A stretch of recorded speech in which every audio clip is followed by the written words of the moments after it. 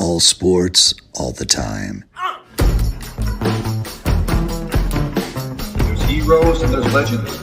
Heroes get remembered. Legends never die. This is the Spoken Podcast. Hold your ears, folks. It's showtime. I'm your host, Lance Twidwell. Man, that kid, he can ball, man. He can ball. Touchdown, Kansas City! Patrick freaking Mahomes, baby! Let's talk some sports, because that's what we're here to do. You are tuned in to The Spoken.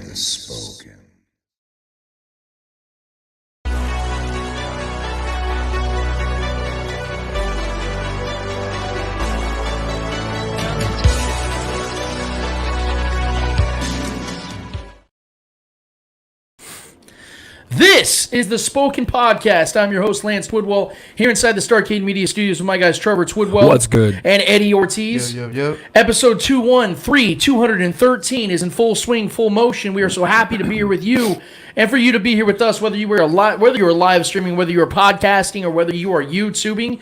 We want to thank you so much for being with us in this time as we have the official 2023 NFL Draft coming up in less than a week's time. We are finally here, guys, and we want to give you guys our predictions, our thoughts on what we think the Chiefs are going to do in this particular draft. We know that this is where the team has continued to build their team. We know that this is where Brett Veach has been really gaining stride and really making his mark and really adding to his legacy, quite frankly, as the greatest GM in Chiefs history. I think he's now the best GM in football. There are other guys out there that are very much respected, but I think that right now is the way Brett Veach has been able to build this team around Patrick Mahomes, despite how much money Patrick Mahomes has been making, quite frankly, not as much money as a lot of guys that either been making or will be making by the beginning of the season. Regardless, Brett Veach has been absolutely crushing ass in these last few drafts, and I don't think it's going to be very much different this time. I don't know if you guys ever watched Always Sunny in Philadelphia, but the scene where Charlie is like doing all the conspiracies and stuff and tying all the loose ends together and all these different dots. That's kind of what I've been doing with this draft. I think that there's a very strong chance the Chiefs are going to go potentially even trade up for a wide receiver. I think that's the possibility we can discuss in a little bit. I don't want to give too much away because I know that's something the Chiefs fans are very excited about wanting to see, but I think there's a lot of potential with the Chiefs having 10 picks that we can get to. But first and foremost, man, we got a fun-filled show for you. Obviously, we're going to give our draft thoughts.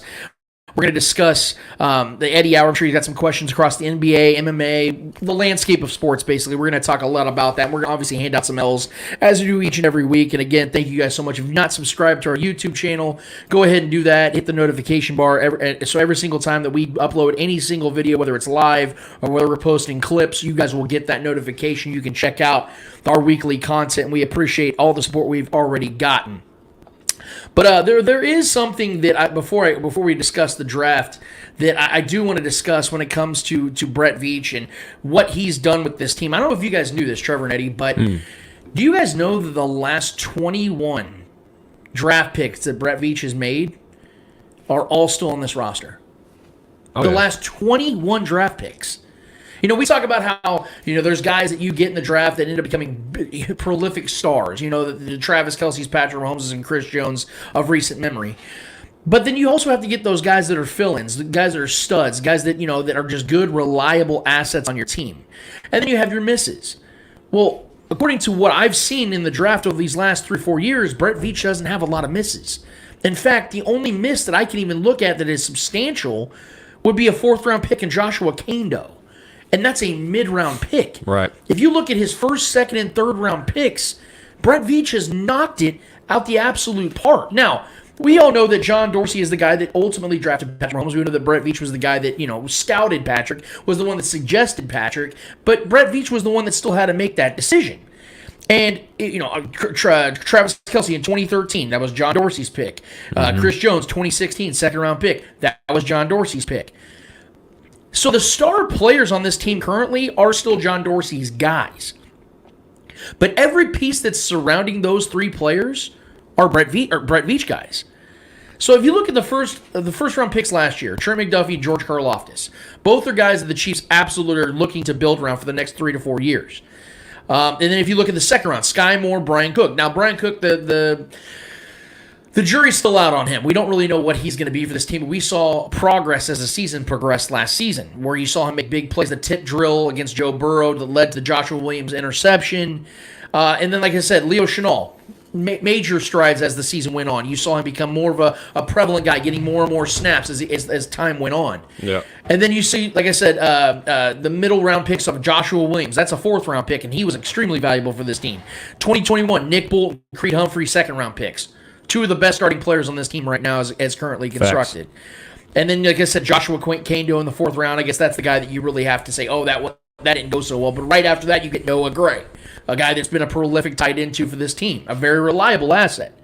2020, Clyde Edwards-Helaire didn't work out to the best of his abilities, but this is a guy that scored a good amount of touchdowns. I think he has 19 touchdowns in just a 2-3 year span. He's had injury concerns, but it isn't because I don't think he's a bust. I think he's just been injured a lot. That's his problem. He's not being able to be on the field. So I don't know if Clyde has been considered a bust, and he was essentially a 2nd round pick, 32nd overall. I wouldn't have made that pick, but I think Patrick Mahomes and the Chiefs wanted to make that pick, so if you really want to hold that, that's fine. But the fact is he's still on the team, and we don't know what his future holds, but we're going to see. Then you have Willie Gay, Lucas Niang, who should be the starting right tackle for the team this year, and L'Jarius Sneed is number 4. So if you look at these last 3 drafts, every single player they've taken early in the 1st to 2nd, 3rd rounds have been guys the Chiefs have been able to use and use at a high level.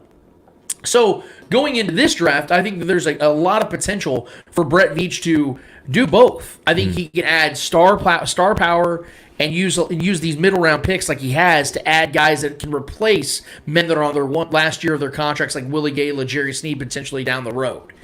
So let's just get right into it, man. I think this is a great opportunity for us. I think that the Chiefs with 10 picks can do really whatever they want to do in this draft. So that's what I want to start with. So the Chiefs obviously have the 31st overall pick in round 1, right, which is actually the last pick of the 1st round because the Dolphins had that 32nd overall pick taken from them for the Tom Brady, Sean Payton situation last offseason. And I think when you have double-digit draft picks to play with, when you're the defending Super Bowl champs, and you're hosting the NFL draft and you have the best quarterback in the world with a fairly loaded young roster, you can afford to be aggressive. I am predicting from the jump that for the 2nd consecutive year, the Chiefs will trade up into the 1st round. Oof. The Chiefs will trade the 31st overall pick and the 122nd overall pick that they acquired from the Dolphins via the Tyreek Hill trade to the Vikings for the 23rd overall pick, jumping the Jaguars at 24, the Bills at 27, and the Bengals at 28, and go with an edge rusher. This is something I've been preaching, a little bit here and there, hinting here and there what I think they need to do when it comes to stockpiling talent. Whether that's Nolan Smith out of Georgia, Lucas Van Ness out of Iowa, Will McDonald IV out of Iowa State, or the local talent, and Felix and Anudike Uzoma, I think I'm saying his right name correctly, yep. Anudike Uzoma out of K-State. Yeah. I believe the Chiefs will continue to stockpile talent around Chris Jones, Charles Omenihu, and year 2 George Karlaftis in that front 7. This is the best way I think the Chiefs can attack this draft early and often by continuing to build a defense that can potentially be top 10, even potentially top 5 if they're able to continue to do what they did last season by getting to the quarterback, stockpiling young, cheap talent around Chris Jones, who's going to get that extension. I think that's the best way for the Chiefs to attack 2023 and try to repeat as Super Bowl champions. What are your thoughts, Trevor, at 31? Do you have the Chiefs staying? You have them trading back, trading forward? What do you do? I would love to see them trade up. I don't think that's something they're going to do this year. I think they're going to stay put at 31, and I think there's going to be some talent at edge still there at that spot, because I think there's going to be a lot of teams are desperate for like skill players and quarterbacks and more offensive weapons, and maybe it depends. It really depends on how the draft is going. I think obviously I think Brett Veach has shown that he plays by the value draft. The value-based drafting is kind of how he's always kind of done it, and when he felt someone was a guy worth going up for. Yeah. I don't know if that guy's in the 1st round. I know Veach, you can't put it past him. He's aggressive. He's going to go after the guy he wants if he thinks he can leapfrog a team from taking him from him, especially someone within an AFC that he doesn't want to go against, knowing that he could have had them. I have us staying put, though, at 31, and I do have us going edge as well. So that's definitely my That's what I would draft to. That's what I think our need is right now. I love the Minhu signing, but I really, from the rumblings and the reports on why he was brought in and what his skill set is actually going to bring to this defensive line, it's more on the internal side.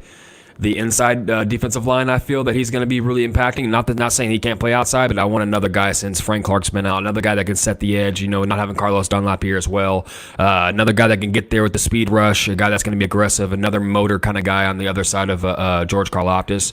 And I think that's our biggest need. There's not many needs on this team, glaring needs, but if there is one that I think stands out the most, it is edge. So I think going edge in the first round makes the most sense to me, even though everyone's wanting to go wide receiver for some reason.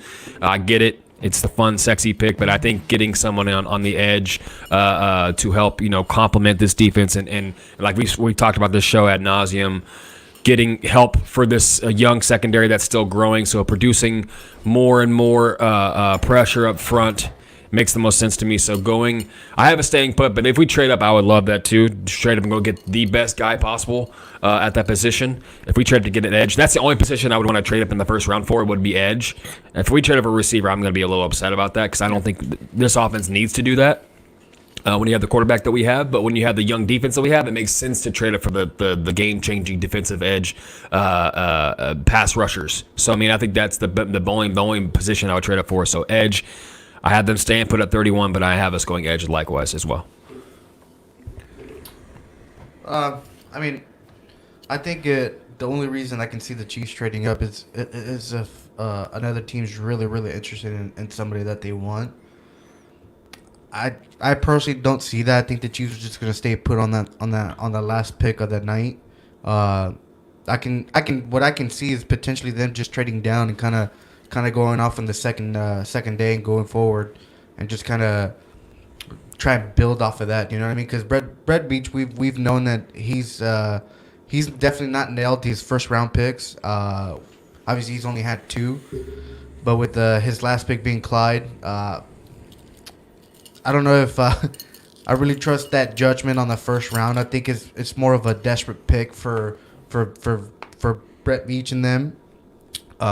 It's just them trying to pull the trigger. I don't know what it is, but obviously they haven't nailed the first round pick. I could be wrong. Maybe this year they'll find a way to potentially maybe trade up, but which I don't see, and taking whatever it is that they see that they need in that first round pick. I did see the news of Brett Veach or the Chiefs in general asking, was it that wide receiver? Zay Flowers. Yep. He's been connected a lot. I can't remember what school he went to, but he was told by the Chiefs that they wanted to see him train with Patrick Mahomes, catch a few passes with Patrick Mahomes down in Texas. Obviously, if the Chiefs are asking a player who originally thought that the Titans were his last visit, and for the Chiefs to come in and say, "Hey, we want you to work with Patrick Mahomes," that kind of set the tone as to what they're looking for in this draft. I'm not happy about it because I don't think we need a wide receiver in the first round. I think you can go out there in the maybe second, third round and potentially find a rotation player. We're not looking for a starter. We're not looking for you're not gonna get that unless you're in like the top 10, top 15 picks in the NFL draft.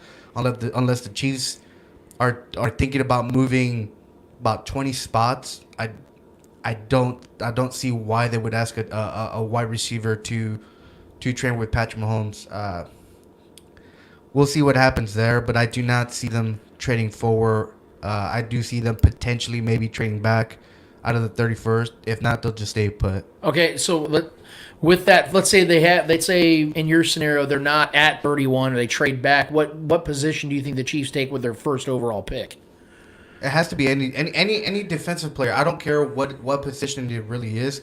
Like I said, I think that the Chiefs need a player in the entire defense. And any player that can come in and help in the entire defensive side. Yeah. I would gladly, as long as it's a defensive player. Is there one that you prefer though, like a position? There's not a position I prefer. No, there's a side of the field that I prefer, which is a defensive player. Like I said, if they decide to build any position in the backfield, in the defensive line, in the edge, the linebacker core, whatever it is, I'm all for it. As long as it's a defensive player in the first pick for the Kansas City Chiefs, I'm happy with it. Okay. And that's the Zay Flowers thing I thought was interesting. Trevor Eddie and I had some conversation about this last week about, what it actually meant, what it entailed for the Chiefs. I think the Chiefs, in particular, Brett Veach, they're really good at throwing out smoke screens, making people think one thing and then they do something else, because they even fooled us last year. I would have never thought for 1 second the Chiefs' first pick would have been not only getting a first pick cornerback, but trading up for one. Like, I didn't envision that they would go after a Trent McDuffie out of Washington with their first pick. I didn't see that coming, because the way Brett Veach has handled cornerback leading into last year's draft, you'd have thought it'd been anything else. And I was saying that the Chiefs, because they had 12, 13 picks last year, they were going to trade deep into the first round and take like a Kayvon Thibodeau. Right. That's what I was picking. So they could do things very differently. I think Zay Flowers, I think the Chiefs obviously they have interest in him.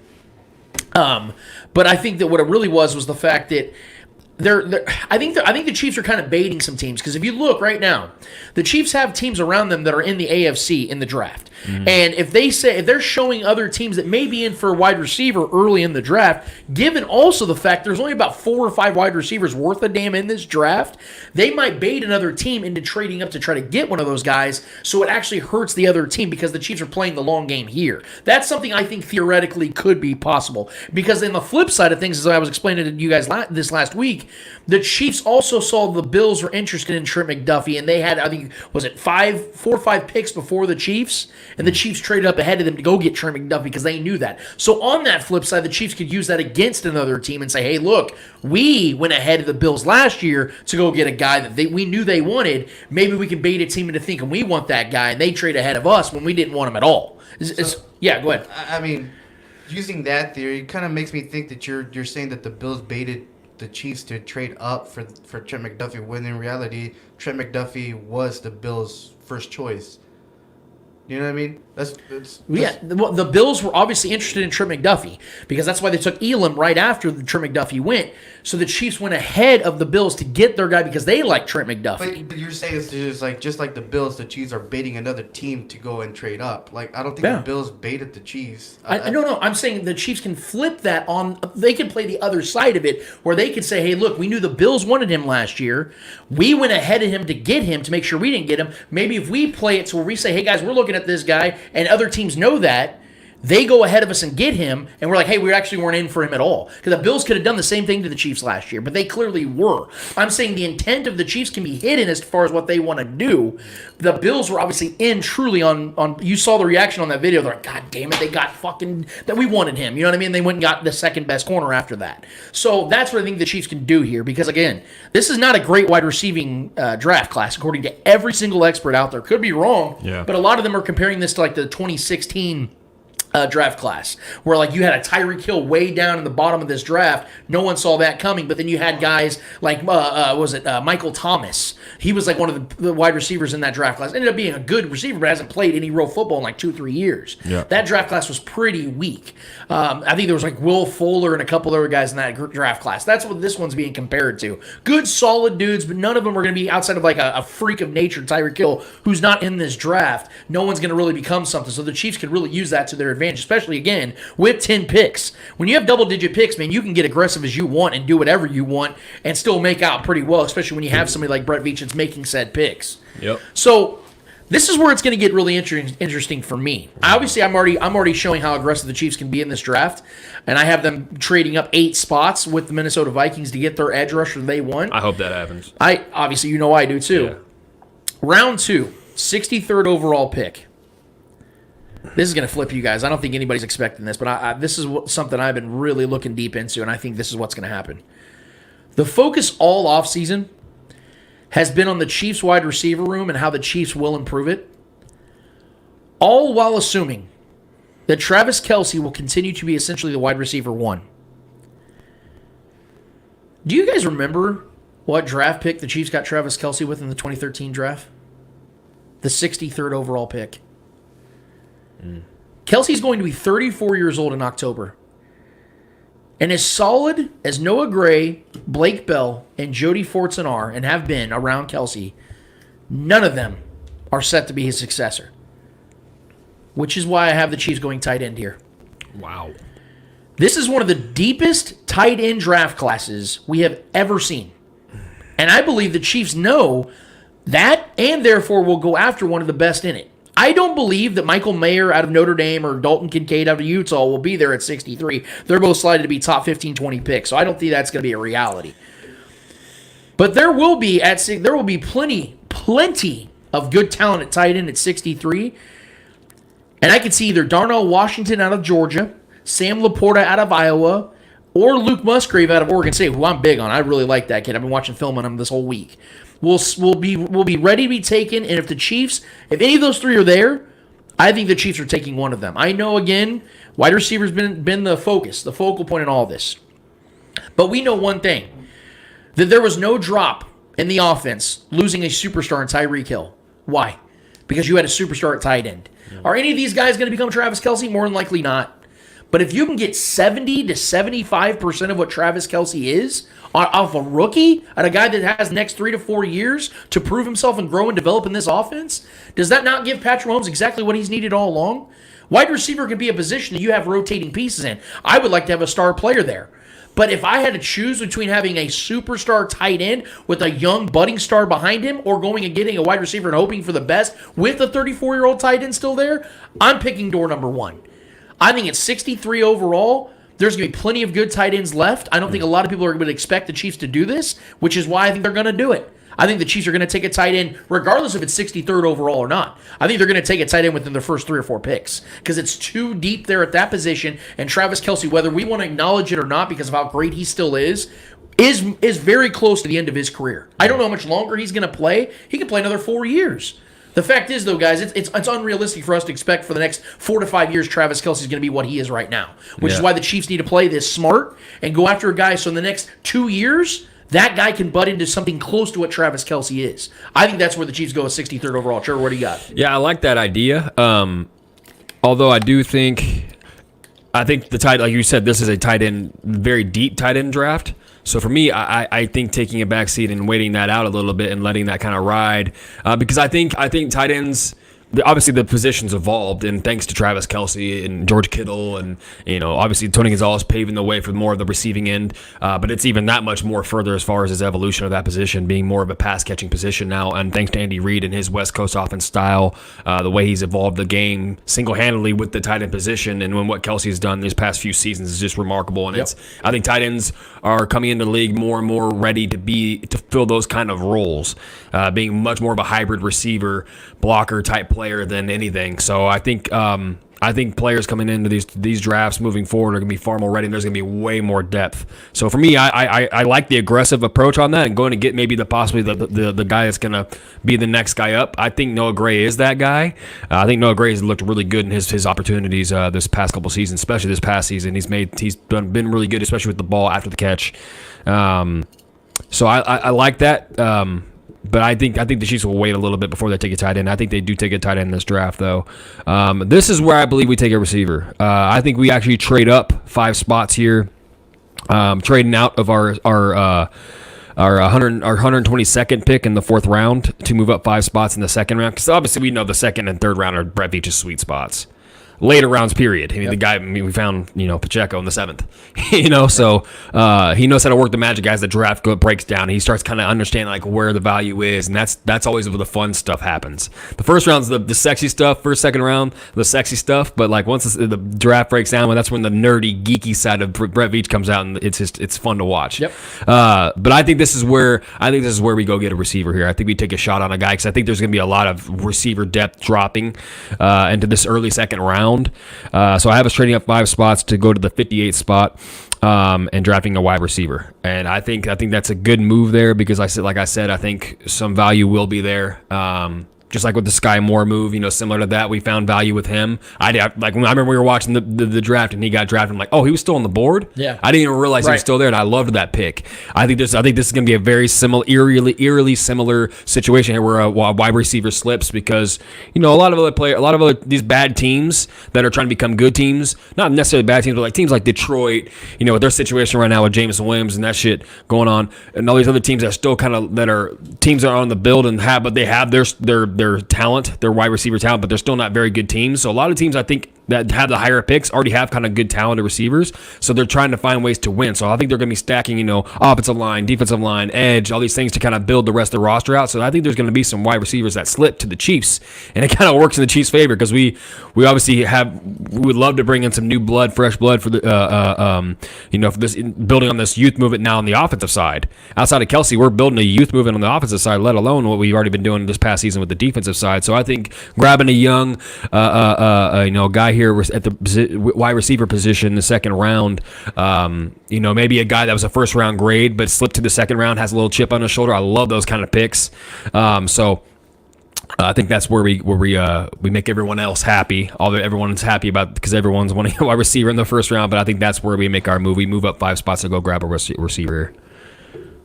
On this pick, I do have the Chiefs going edge. I do think that's a main focus. So you're doubling down on defense. I like that. I love that. I think this year should be focused solely on the defense and kind of rebuilding. My first pick is I don't care who it is, as long as it's a defensive player, somebody that can come in here day one and kind of do kind of like what Joshua Williams came in and did at corner. Somebody that can come in day one and put their little grain of salt into the team.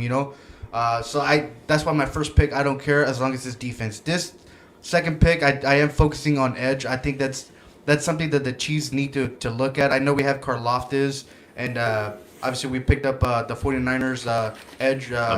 Charles Omenihu, yeah. Yep. So I do think we need depth in this, and I also think we need somebody that can go in there and potentially fight for the starting spot. Making these guys hungry for this position. It's like I don't want to be a rotational player. I want to be that starter. And kind of ignite the fuel on Karlaftis and becoming a better player. I'm putting Omenihu, on notice, saying it's like, hey, you did not just come in here to make money or whatever. You came in here to earn a spot and be what we expect you to be. Yeah. So I'm expecting an edge here and kind of putting the edge room on notice pretty much. So I like it. I like that a lot. It's aggressive. And it makes sense too because now me, I'm like all in. Like go get that freaking badass edge rusher. Like I said, I named the guys off. That's every draft for me. Right. I mean, I want to see the Chiefs continue to go get the quarterback on the other side. Like protect ours, go get the other one. Like as long as we talked about this about expanding or extending Chris Jones's career. If you go and get a stud like the next, get Myles Garrett in this draft. Well, George Karlaftis maybe takes that next step too. Yeah, you know how much easier Chris Jones' career is going to be for the next 3 years? Like, it's going to be simplistic. I hate to be that way, but it's the truth. Yeah. You get him as a stud, all-pro type of player out of this draft. Then you're looking at Chris Jones at 31, 32 years old, still on this team like Fletcher Cox with the Eagles. Yeah. He's 33, 34 years Chris old. Jones can very much have us. Yeah. They went and got guys. Linval Joseph and Hargrove and all those other guys made Fletcher Cox's career that much longer and that much prevalent because you wear down so quickly at that level, at that position. You go and get a guy like that in the second round that ends up being like an all-pro player, that makes that draft even look sexier than even mine. Yeah. Like I think mine's pretty fucking sexy right now. Some Luke Perry shit going on right here. But Eddie's, I'm just saying, dude. R.I.P. R.I.P. to Luke Perry. But they end up getting a nice edge rush in the second round. I mean, fuck, man. I like the tight end thought, but I'm all for that. So let's go to the round 3. 95th overall pick. Before I even give you my take of what I think is going to happen, I don't know if you guys saw, but a few hours ago, Tom Childs from Arrowhead Pride actually has a really interesting trade here. So, first of all, he actually has, from the latest, the theory that they could actually trade into the first round with the Jaguars, which is one pick behind what I had with the Vikings. 24th overall pick, and the Chiefs managed to keep their 31st, which I don't know how that's really going to be possible, and then they take an offensive tackle there. Yeah. But here's a trade that's interesting, guys, and yes, I'm bringing up DeAndre Hopkins here because this is a part of their article. So the trade that they have presented for the Arizona Cardinals is they trade the third round pick, 95th overall, and throw in Clyde Edwards-Helaire for DeAndre Hopkins. I mean, you're giving up a mid-round pick and a running back you don't even want on your roster anymore for a guy that's a wide receiver 1. Like, I think that's a very interesting trade, and I, for one, will sign off on that. But let's say that doesn't happen, okay? Let's say that trade doesn't happen. Again, I would absolutely slam the button to make that happen. But if it doesn't, this is where the Chiefs, in my opinion, will continue to stockpile talent around Chris Jones, and this time they get even closer to him. I think the Chiefs can find a real steal with an interior defensive lineman in the third round. Whether it's Cam Young out of Mississippi State, who I really like, Zach Pickens out of South Carolina, who I like even more, and my favorite, Jacqueline Roy out of LSU. All of which have mid-round grades and are expected to be starters early in their careers. I think the Chiefs could very well continue their historic streak of finding difference makers in round 3 by going in this position. And again, you also have to look at contingency plans. So obviously the goal here is to build around Chris Jones because you want to get the most out of him in the next 3 to 4 years. But you also want to have guys that if Chris Jones is to get injured or starts to decline sooner than we expect, you want guys in year 2 and year 3 to be able to step in. I mean, the Chiefs got Chris Jones at 37th overall. The realities of that happening again are very slim. But with the defensive line in general in this particular draft being so stacked, I think the Chiefs can go and get themselves a regular starting player at the 95th overall pick. Because it's that stacked. Now, to your point, Trevor, about tight end. To your point about edge, Eddie, like waiting a little bit to go and get those positions. The Chiefs can do the exact same here with interior defensive linemen. I think that's what they're going to do here. I think the Chiefs, and 2 of their first 3 picks, will go defensive line for that very same reason. Trevor, what do you have at 95th overall? Yeah, I have us going offensive line here. Hey, real quick, before you give us your pick, would you slam the button on that trade for DeAndre Hopkins with those 2 acquisitions? You already know. Okay. Just want to make sure. I don't care. I think I'm of the belief at this point where there's not going to be a trade that happens for D-Hop. I think he's going to. I think he's eventually going to get cut. And I think he's just going to have his choice, and I'm hoping he chooses the Chiefs. It'd be a smart move for him. But I think he's going to get cut eventually. I think if a trade was going to happen, it would have happened already. But if you think about giving up a backup to your backup running back, sure. Yeah, I would definitely. Third round you already know pick, I'm slamming that button, dude. You already know that. Yeah. I'm willing to do what it takes to get that guy here. I would love to. We've ad nauseum we've spoke on this on the show already. So I like offensive line here, though. Okay. I think this is there's still some mystery to this offensive line if we're all being honest with ourselves. And we've heard names thrown around who's going to fill the spot, who's going to start at left tackle, who's going to start at right tackle. We really don't know yet. I know we've made some acquisitions, and I know we have an idea of what it's going to look like, but I don't know if the Chiefs even know yet, until camp really gets going and they start throwing bodies around and see who's up to the task. And I think throwing a nice third round prospect into the mix, a nice young guy. We've seen young guys thrive in this offensive line. We've had a pretty good eye, and Andy Reid is a guru when it comes to the offensive line. So if he sees a guy, him and Brett Veach are sold on a guy that is going to come in here and be a big body, great athlete that's going to come in here and protect Patrick Mahomes. I think this is a good spot to pull the trigger in the third round here in the 95th pick. So I'm not big on names. I know we can talk about all these guys to me are blank slates coming into this draft. You know what I mean? And I trust the evaluation of Brett Veach and Andy Reid, especially when it comes to offensive linemen. They've nailed these picks as of late and built this offensive line to what it is. And I think adding to that and I think continuing the legacy of Patrick Mahomes, keeping him upright, keeping him healthy is the key objective to this team's success. So I think taking an offensive line here, I think maybe a swing tackle kind of pick here, a guy that can play both. Because Andy Reid loves those versatile guys that he can throw around at any position on the offensive line, which is why we went and got the Joe Thuney's of the world, because we've seen him fill in at left tackle tremendously and play well, even though it's not his natural position. But having guys like that can get moved around the offensive line when bodies go down, because we all know bodies will go down, especially in the trenches. So I think investing in a fairly early pick here in the early part of the draft in the third round, grabbing a tackle or just an offensive lineman in general, adding to the depth to this room here, I think it makes a lot of sense to me. So I think just the way that I see the draft breaking down, I feel like there's going to be some more slippage here with offensive linemen, and I think obviously protecting Patrick Mahomes is the most important thing, like I've said on the show numerous times. We all know this, and I think that makes a lot of sense to go grab maybe a swing tackle here in this spot. For this one, I'm sticking with defense, man. Obviously, first 3 picks. I like it, Eddie. I like it. I don't know if you guys heard me say last week, but I kind of said that the Chiefs' sole focus should be defense and building this defense to what kind of like to what the Patriots had for that dynasty run. Mm-hmm. I think defense do win you championships. As we've seen with Patrick Mahomes having those top defenses that he's had when he's won the Super Bowl. Obviously, they've definitely helped. So my main focus here has been defense. See that. I do have other positions, but right now I'm gonna go with defensive tackle. I think adding somebody to help Chris Jones alleviate that 2-man defensive scheme on him will go a long way here. Yep. And I think at 95th, at the 95th pick, I think you can still add somebody who can come in here and become a starter. Obviously, yes, it's a 3rd round pick, but we've seen that mid round guys are usually the guys that stay in the NFL for long term. Obviously, you have your 1st round picks that do stay long term, but I think it's more on the mid rounds that alleviate that pressure from being that 1st round pick, being a top pick and having to prove immediately. So I think these guys coming in could potentially be a starter. So I'm expecting the Chiefs to be aggressive on defense. Defensive tackle is a need in this team. Get to the quarterback. Put the quarterback on his back. So helping Chris Jones and this defense in the defensive tackle position would be amazing. I agree. Yeah. I agree. We got the same position on that one. I don't blame Trev for going for offensive tackle here.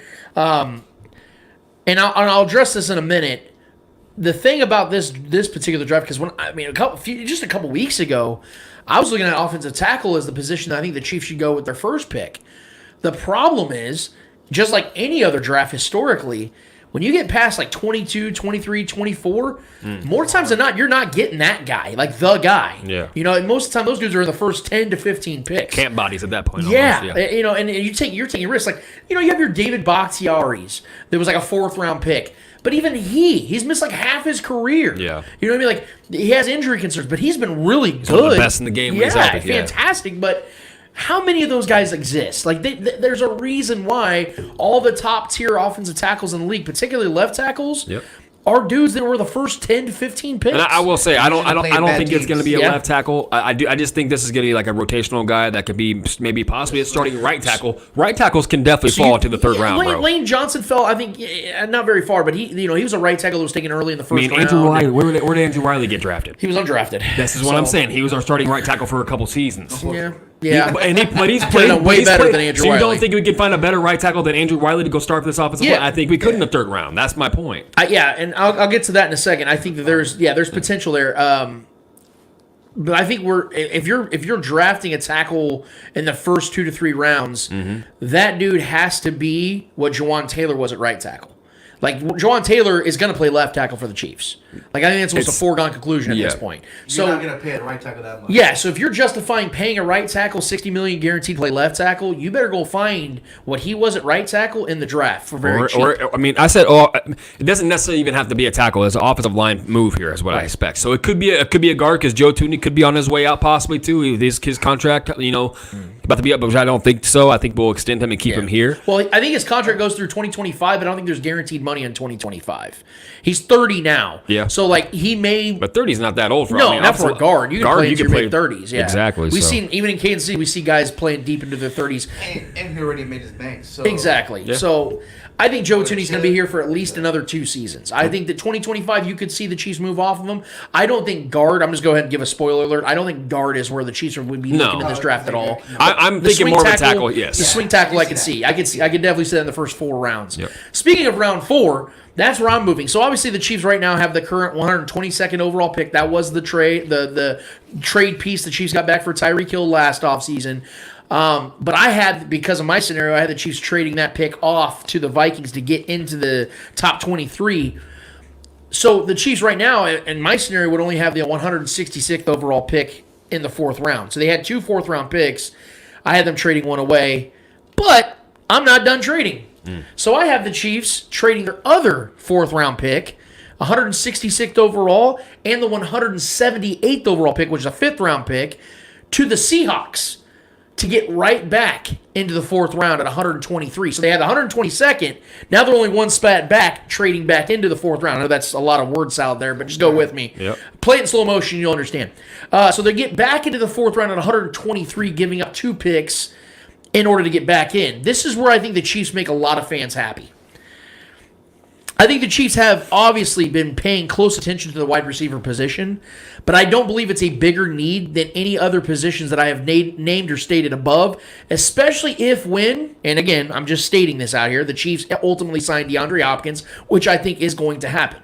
This isn't a great wide receiver draft class, as I said earlier, which is why I never bought into the hype of the Chiefs taking one early, let alone trading up for one in the first round. However, I do expect a wide receiver that's on Veach's board to fall further than initially anticipated. I think you mentioned that earlier too, Trevor. Which is whether it's Jalen Hyatt or Cedric Tillman out of Tennessee, both I think can be studs.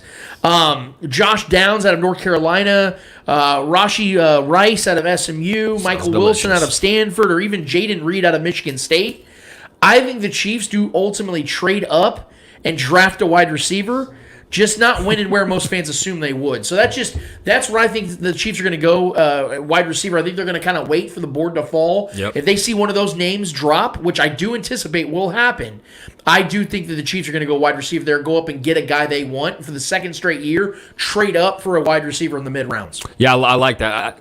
I like that. That's why, my only trade up in this draft was to trade up to get a wide receiver, which I think if we're going to trade for a position, I think that's where it's going to be. Yeah. But I just think there's going to be a first round talent that falls into the second, which is why I have us trading up into the second to go grab a guy that should have been drafted in the first round that falls. If Zay Flowers was to fall, which will not happen, you have to go get him. You have to go get him. But here I like going DB here, actually, surprisingly, because my first three picks, obviously we've been so set. I feel pretty comfortable with the crew we have right now, how they played last year, and the growth they're going to have coming into this next season. And us making, what's the name from Tampa Bay, adding him into the mix as well, which I love that pick as well. Another 1 year deal, veteran guy. But I like a DB here too because we don't know what the future for L'Jarius Sneed is here. Having maybe going to get another hybrid guy, kind of like that guy, another safety hybrid cornerback that's a good blitzer. That you throw back into the Spags and develop into the Spags defensive scheme. He loves guys like that, so I think giving Spags another guy like that to be in the depth position here, because if L'Jarius Sneed plays out his contract and we don't keep him here and he walks, we have another guy that played under it with him, alongside him, and learned from him this season.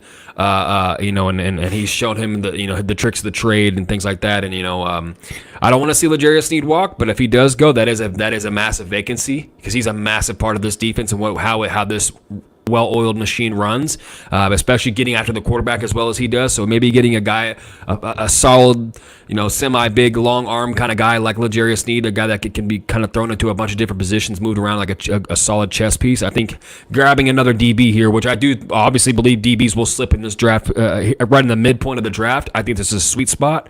So I like taking a DB here, especially with the looming idea that L'Jarius Sneed, this might be his final season here, his swan song, if you will, with his great, illustrious career he's had as a Chief so far. Being healthy, being a guy that's always available, being a massive chess piece to this defense, a guy you can use in a lot of different ways. So I think finding another guy similar skill set to that, bring him in. I think this is a great spot here in the fourth round to grab your DB. It looks like Lance might have copied my list. I don't know what happened here. But listen, I'm really bad with the draft. I'm not really good with names. I'm not good with trade talks or whatever. So my that picks, makes two of us. Yeah. So my picks are literally as like if the Chiefs are picking every single position. Yeah.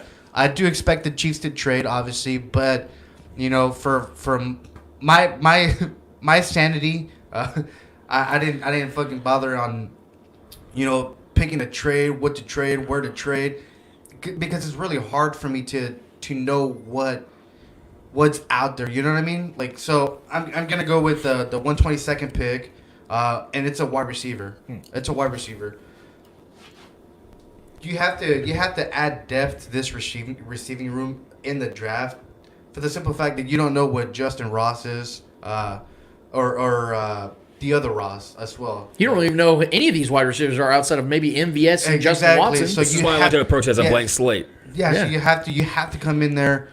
Obviously, I'm a firm believer that don't trade up in this draft class to get a wide receiver. As we've heard many reports, many draft experts saying that this receiving class is not the greatest, it's not the best.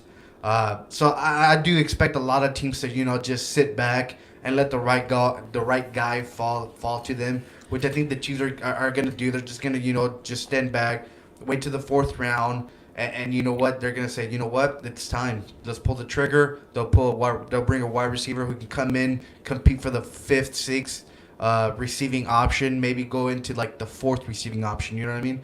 So I do expect the Chiefs to make that move, make everybody happy.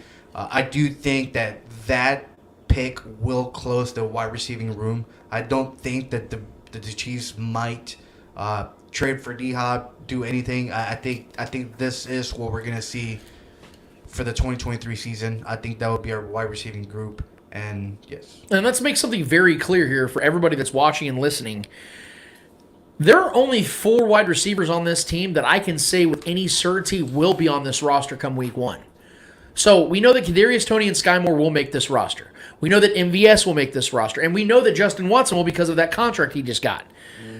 Outside of that, Richie James, Justin Ross, John Ross, none of those guys are guaranteed. In fact, I think there's a better chance that none of them make the roster than any one of them make the roster. Because Richie James was brought here just to be a special teams guy. We'll see what we can get out of him. It's optimistic to say they make the practice squad. Exactly. Yeah. I think more likely being honest with Justin ourselves. Ross makes the practice squad. Yeah. Richie James probably makes the practice squad. But those guys are so low risk. They're not making any money. What's the point? Yeah. So the Chiefs will 100% draft a wide receiver in this draft. Without they doubt. could even draft 2. It could happen. But the problem is this is not that draft where the Chiefs have to go after get a guy because they're just not there. There's not a lot of great talents at wide receiver in this draft, at least realistically for the Chiefs to go and get. Are there guys in the top 10 to 15? Yes. Zay Flowers alone is a guy that people have to pay attention to. Of course. There are plenty of guys out there that people would want, but the Chiefs are not going to be within reaching distance of getting those guys. So the realities of a guy in round 3, 4, or 5 that's going to be a prolific star, more likely is not there, which is why I'm still very much in the D-Hop camp, because if you go and get a rookie guy in the 3rd or 4th round, and you have a wide receiver 1 with Travis Kelce, in my eyes, getting another tight end, that solidifies this offense even better than I think what people were initially anticipating the Chiefs to go after a wide receiver early. I think that's a better scenario. But my round 4 pick, 134th overall. I'm one off on Trevor here. They're going defense again, and this time it is cornerback. Trevor said a lot of this, but I'm just going to kind of just build my case of why. But Trevor said some of this already when it comes to L'Jarius Sneed. We know how awesome he is since day one. Vital. I know he only played 9 games in 2020, but in those 9 games, he was the best corner on this team. He was the best cornerback at blitzing the It has been for the last 4 years. Yeah. And it's funny, too, because he was a safety coming into the draft. He was a safety. The Chiefs transitioned him to a slot corner. He's done some outside cornerback, but he's been playing prolifically or almost exclusively cornerback. So they transitioned him over there. And although he's been great, this is the last season of his rookie deal, and we don't know if the Chiefs have long-term plans for Snead. We don't know. They could re-sign him, or they may not. I mean, we don't know what's going to happen with L'Jarius Sneed. Exactly. Right. And it would be wise for the Chiefs to add more young, cheap talent at this position. And see, this is the ironic part here, guys. When I talked about, going and getting a tight end at 63rd because Travis Kelce, was a 63rd overall pick 10 years ago. Well, check this out. The Chiefs got L'Jarius Sneed with the 138th overall pick in 2020. It would make sense for the Chiefs to take his potential replacement at 134. There's value there. You got L'Jarius Sneed literally 4 picks after this pick. So there's a good chance, based on what Brett Veach has done in the middle rounds, that he can go and get himself the next L'Jarius Sneed. It's not ridiculous to think that's possible. I think a big, physical, and versatile cornerback like Julius Brents out of K-State. I'm picking K-State players, but there's tons of talent on the defensive side of that team. It's a solid team. I think Julius Brents out of K-State would make a great pick here. He's 6'3", nearly 200 pounds. Eli Ricks out of Alabama also matches that physical criteria. I think the Chiefs can and will find a stud to add to their already young, talented, and proven secondary here in the 4th round. Trevor, what do you got? So for me, this is honestly, I like that. Obviously, like you said, we were just around a pick off there. I think this is where it circles back for me and comes back to the defensive line. I have us taking another defensive lineman here, or taking a defensive lineman here. I had edge going first, and then I like defensive line. With the vacancy now, with Colin Saunders being gone, and losing some guys on the defensive line this offseason. I think it makes all the sense to like Eddie obviously went boom, boom, boom with his first 3 picks on defensive line. I like that. But I like circling back here in the 5th round, 166 pick, getting a defensive lineman. Obviously, it's going to be scarce to find like true, legitimate, like maybe day one talent here at the 5th round. But it's not impossible, and I'm not looking for a day one starter. I'm really looking for a depth piece here, because I mean, if this can be a Colin Saunders, if this can be a guy that can be a rotational piece, that's a win, right? At this point of the draft. So I like defensive line here. I like maybe more interior. Grabbing some, maybe another run stuffer, a guy like that can pair with Noddy.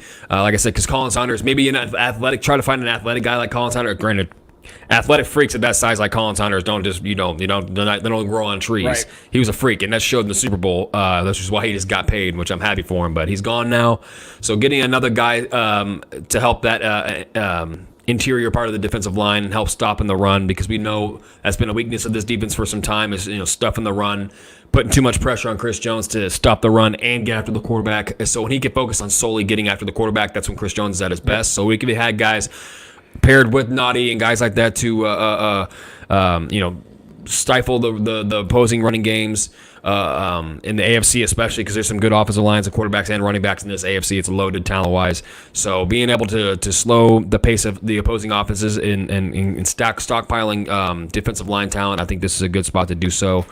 So circling back to defensive line depth here, I like that. I like it. I'm with the 130. I'm at the 134th pick. Yeah. And I'm with you guys in defensive back in this pick, but I'm going specifically safety. I think with the loss of Warren Thornhill, obviously you need to add depth into that room. Obviously you have Cook, who came in as a rookie last year. Brought in Mike Edwards. So you might want to add some depth into the safety room. I think you can. I'm with Trevor on adding somebody who can play probably like a version of corner with end safety, depending on what we need at that moment in time. So I do think the Chiefs can go in here and pick a safety. Obviously, it's not going to be your Juan Thornhill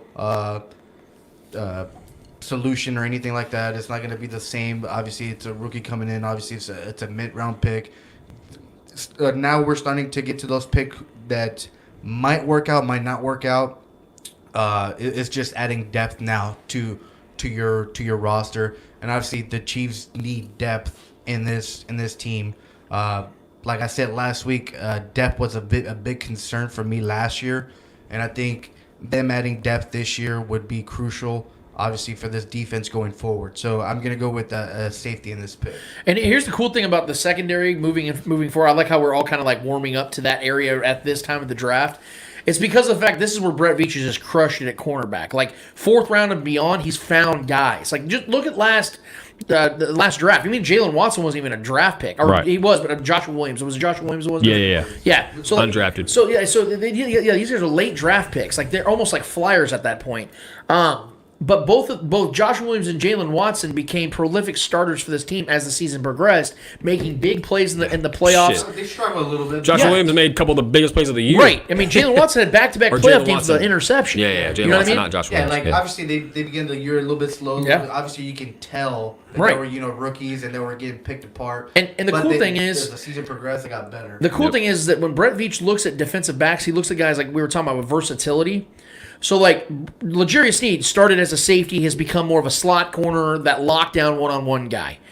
If you go and add another dude that has the same traits that L'Jarius Sneed has, then you have the option to do one or two things. You can move L'Jarius Sneed back to safety, or move this kid to safety, and that way it adds to the depth of Brian Cook and Justin Reed, because you lose Juan Thornhill. Because this draft, to be honest with you, it's not a very good safety draft. This is not a lot of good grades on safety. So, like, the good ones will be gone in the first, 90 picks. So taking a dart throw late makes sense. This is more, for me, this is more of a depth. Yes. This is not adding a starter or anybody that can compete for a starting role. No, it's just adding depth to this team that is desperate. And if there is a GM, though, that could find a guy that could become, like I said, the next L'Jarius Sneed, you're looking at 4 picks ahead of where you got him just 3 years ago. So it's not crazy to think the Chiefs can go and get themselves another special player at this position, because this is where Brett Veach, of any position that he has found value at, it has been corner and safety. Literally. I mean, even Tyrann Mathieu and Justin Reed, those are team-friendly deals that he got veteran players at safety. So it's not like he's had to break the bank. It's not like he's had to go and take a guy in the first round and overspend draft capital to go to safety or a cornerback. Like, the most he's taken on a corner or defensive back has been Trent McDuffie. And that was the 21st overall pick. That's not like this, oh my God, they give up 5 picks to go get Trent McDuffie. No. First overall pick. Right. Like, I think Brett Veach understands the secondary better than any GM in this league. He understands the assignment. He really does, man. Yeah, I think he knows this position better than any other position outside of probably quarterback, because he said he was the one that projected Patrick Mahomes long before even Peter Schrager or our guy Beak here in Kansas City. Like, he was the guy. He was looking at hitting Patrick Mahomes in high school. So he knew the assignment, Eddie. He knew that assignment back then, back in 2015. So I think cornerback is going to be another position the Chiefs take middle of the draft, because Brett Veach is going to find those guys. And speaking of finding more guys, we're starting to get into the later rounds. Obviously, I had the Chiefs moving off their 5th-round pick to move back at the 123rd overall pick in my trade. So their next pick in my scenario is round 6 with the 217th overall pick. This is where players are considered, flyers or crapshoots, or in Brett Veach's case, one man's trash, another man's treasure, because this is, again, where he starts to crush ass in the draft. And because of the fact that we've seen Brett Veach double down on positions before, we know that he's not afraid if there's a guy that he likes. It doesn't matter if they've already taken that position previous. If he likes him, he thinks he's going to help the team, they're going to take that guy. Because of the fact, to the point we've all been talking about how some of these positions have been so deep in this draft, and defense being my mentality for the consecutive draft, I think this is where they also go back to edge or outside linebacker. Because I think there's going to be guys in the 6th round that are good value picks. A deep position that's taken early and often in the draft, there's going to be some stragglers along the way. They're like, well, this guy had some off-field troubles, or this guy had an injury in his freshman year. Like, there's going to be one of those guys. Like Trey Smith on the offensive line was a first-round grade, but had blood clots, so he fell to the 6th round. Where am I at right now? I'm in the 6th round. I think the Chiefs are going to find the Trey Smith of outside linebackers or edge rushers in this draft, where there's a guy that had a health concern or off-season troubles, maybe had some drug problems or a family issue. Whatever the case is, the Chiefs are the team that takes risks on guys like that, and when it's a 6th-round pick, is it really that much of a risk? I don't think it is. I think the Chiefs are going to find themselves a young stud guy. He may not become anything. He may turn into Joshua Kando for all we know. But he also might turn into, like I said, the Trey Smith of outside linebackers. And given the fact that Willie Gay is on his last year of his deal, given the fact that Drew Tranquill's on a 1-year deal, and given the fact that Leo Chenal, although very talented, hasn't proven himself to the point where I think he's the next guy in line, I think the linebacker position is still something the Chiefs should entertain at some point in this draft. That's why I have them taking it 217th overall. Trevor. Yeah, I like that. So I still have both my 6th-round picks. So I'm at pick 178.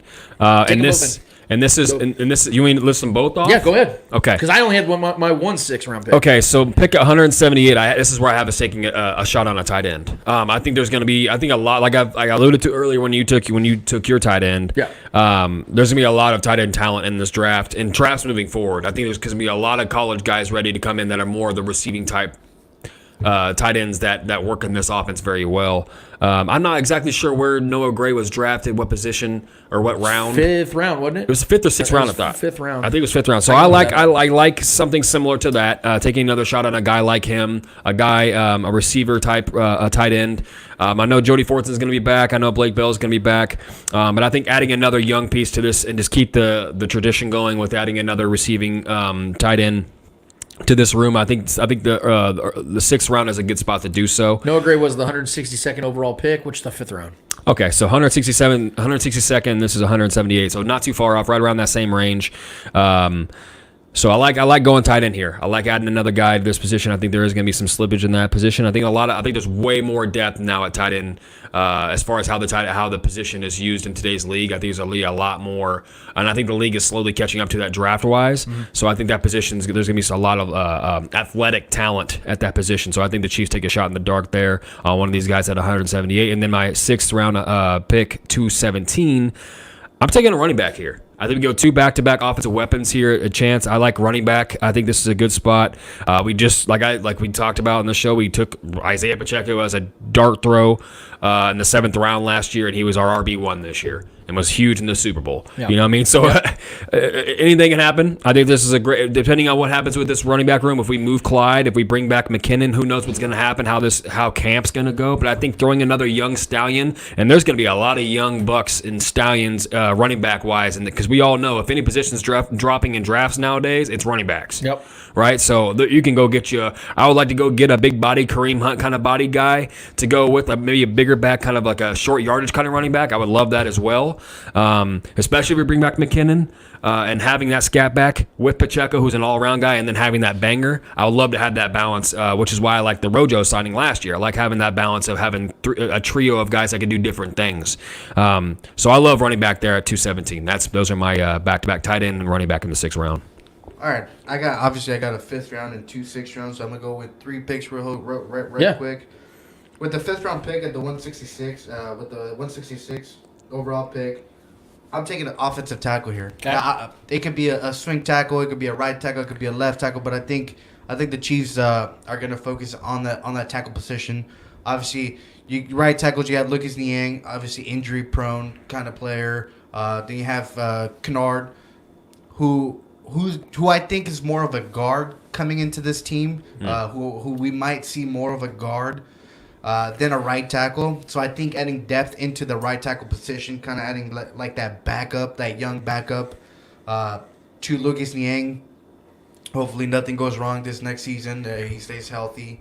I think the Chiefs do take an offensive tackle here. Obviously, you can with Veach, you can trust any pick in the mid rounds. And I think this is a pick where Brett Veach is going to, you know what, we have to add depth to that offensive tackle position. Obviously, we need depth in Kansas City. So I'm going to take a offensive tackle here.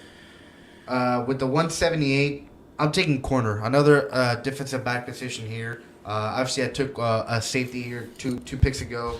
But I think them adding another corner in this late rounds, obviously, him finding Joshua Williams last year, late in the draft picks, and became a pretty much a solid starter. I think he can come in here with that same mentality, saying, "Hey, we can find that next L'Jarius Sneed replacement if he ends up leaving next year or something like that." Kind of learn from L'Jarius Sneed, kind of learn from that defensive back room, and kind of groom him to become a player that we might need in the near future. You know what I mean? So I do have corner at that 178 pick, and then the 217 pick in my round 6. I'm taking a running back here. Okay. I for the simple fact that I don't know if McKinnon is coming back. I just don't know. Or what's gonna happen with Clyde. Or what's gonna happen with Clyde. So right. we need some sort of backup here. We need depth in this running back position. Obviously, Pacheco being the starter moving forward, I think that's his spot, and I don't think nobody's going to take it from him. We saw last year the hunger that he had coming into this team. Nobody expected him to become who he became. Obviously, everybody in spring training was like, "Hey, keep an eye on Pacheco, and by was it like week 6, week 7, he was announced as a starter. Obviously, I had been telling the Chiefs name a starter and focus on that starter, and they did. They named him a starter. They started focusing more on the run game. They started helping Patrick Mahomes a little bit more, and I think it's going to continue on growing and the Chiefs moving into hopefully a running team as well. Kind of go between passing and running, and hopefully helping. You want more of a balanced attack. Yeah, helping Mahomes out and prevent those injuries that happened last year, that ankle injury, you know what I mean? Mm-hmm. Or with Patrick Mahomes scrambling a lot of the times. So hopefully having a good running back group going into this next season and the Chiefs, Andy Reid obviously running the ball a lot more, hopefully, in the near future. So, since 2019, well, I mean, since 2018, if we're really being honest here, Brett Veach has taken 1, 2, 3, 4 offensive linemen in his entire draft history. The earliest he's taken an offensive lineman was 63 overall, and it was Creed Humphrey, who was a slam dunk. You knew he was going to be a starter day one. He was the best center in the draft, or at least one of them. Yep. And you knew that he was going to be a guy, and he was day one. Creed Humphrey's been the best, outside of Jason Kelsey, the best center in football, in all of football. But if you look at the other draft picks that Brett Veach has done, I like to look at his tendencies here. I think that Brett is somebody who very much believes in his way. You know, he's somebody that very much believes this is how we're going to do things. I mean, you might have a surprise here and there, but I think more times than not, he shows you at certain positions how he builds the roster. And we know that the Chiefs, after the 2020 season, when their entire offensive line got depleted, he moved off not one but two of the tackles, and Mitchell Schwartz, who had to retire. He had nerve damage in his back. And then Eric Fisher, who tore his Achilles, was in his 30s. The Chiefs weren't going to pay him anyway. They rebuilt that entire offensive line. So that was it was an outlier. That was the outlier year where the Chiefs had to do things a little bit differently. But even in that, the Chiefs didn't go after offensive linemen in the draft, at least not in the same way. So the first offensive lineman they took in the draft was Trey Smith. Now you could say, well, they traded their first to go get Orlando Brown, but that was still a trade. You were going in a veteran player, a proven commodity, so that made sense. They didn't go and get a guy early in the draft and expect him to be day one starter at left tackle. They went after somebody they believed in from another team. And again, Trey Smith became the right guard, a 6th-round pick who had a health concern. And then, like I said, you look at Nick Allegretti, a 7th-round pick who's still on this roster, who was drafted 3 years ago in 2019, who's a guy who's filled in as a guy. That is what I think the Chiefs are going to do here at 217th overall. I'm sorry, 249th overall in round 4, or round 7. God, I'm slipping over here. 249th overall pick. Because of the fact that I know that right tackle is still a question for the Chiefs, but all signs from everything I'm being told, I've been asking a lot of people that are in the know, and I've been reading a lot of different from a lot of different spectators of people that are inside, not so much the national side, but more people that are a little bit closer to the organization. From what I'm hearing, guys, Lucas Niang and Darian Kinnard are going to get their shots. Now, I know Eddie says he identifies Darian Kinnard more of a guard, but we had our guys Marcus Dash and Jason Dunn of the Chief Concern podcast have Darian Kinnard on last season, and according to Darian Kinnard himself, the Chiefs told him that he's going to get his shot at right tackle. That's going to be a position he gets a shot at. And I think that shot's now. Yeah. He had all of last season to kind of sit back. You know, everybody talks about, Patrick Mahomes got to sit behind Alex Smith and really understand the position.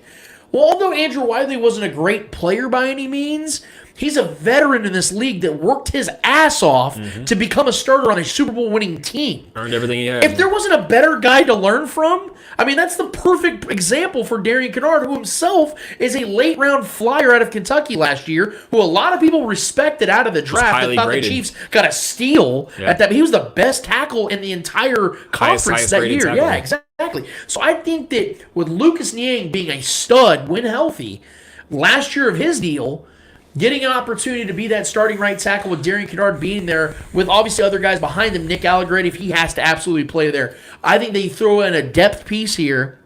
The guy that could fight for a position in training camp, maybe surprise some folks. I don't know what's going to happen here. All I do know is I think right tackle might be a little more shored up than we realize. That's why I reverted back from taking a tackle early in the draft, because I think the Chiefs realized we might have 2 starters at right tackle for all we know. We're not going to try to go early and overswing at that position. I think that's why they take an offensive tackle, a right tackle, in round 7 at 249th overall. Trevor. Yeah, well, I like that move. I like in any position you can add depth, the offensive line or defensive line. I think it's a great choice. I will not argue with you on any of those. I did take, due to my lack of trust and security in Lucas Niang, which is why I went us going offensive line in the 3rd round. I didn't have us waiting this long because I think I just don't know what Lucas Niang is. If I'm being honest with you, he's yet to be available, and that's very worrisome for me. And it's been some time now. He's been with the Chiefs for 3 seasons now. But I think him, when he's been available for the Chiefs, I think he's done a really good job. Yeah, but I mean, when he's been available, and that's been a very short-lived availability. You know what I mean? So there's not. Yeah. I feel like he's been okay. He hasn't been anything really that great to me when he's been available. So I just don't know what it is anymore. I know he's still a body. He's still on this team, but do I trust that he's going to become something at this point? I absolutely not. So I think that's which is why I had us maybe taking more of a shot at the third round with an offensive lineman, an offensive tackle. I think it's a solid move there. But I at any point in the draft, you take an offensive lineman, I'm with it. I love having depth. Except the first pick, you don't do that. If there's a legitimate left tackle in the league, and you think you have a left tackle starter, That's just the problem. At 31, let's say they stay at 31. Yeah. That's not going to be No. It's not going to be unless there. you trade up to go get the guy you Yeah. think he's going to be your starting left tackle for You're a gonna have to decade. trade probably the top, Sure. top And if they 15 wouldn't, maybe. and if they wouldn't have signed Juwan Taylor this offseason, I would slam dunk it and say, oh, they're going tackle. Yeah. Because you would have a right or left tackle. Like Yeah. you have to do that. They're not doing it now. Yeah. I think we do show early investment in the draft and offensive tackle. Though I'm just being honest. I think that's what's gonna. I think that's gonna happen. I don't trust what we have right now. I just don't. I don't know what Kennard is. I'm not gonna expect him to go be the right tackle, and I don't know what Niang is. So that's why I had us going in the third round. My 249th pick, 7th round. I think we finished this draft off just adding more depth to the defense. I like linebacker here. There's always good linebackers late in the draft. There's always good guys you can throw darts on. Just can't bodies go out there and compete. Especially at linebacker. Those guys are some of the grittiest guys in this game.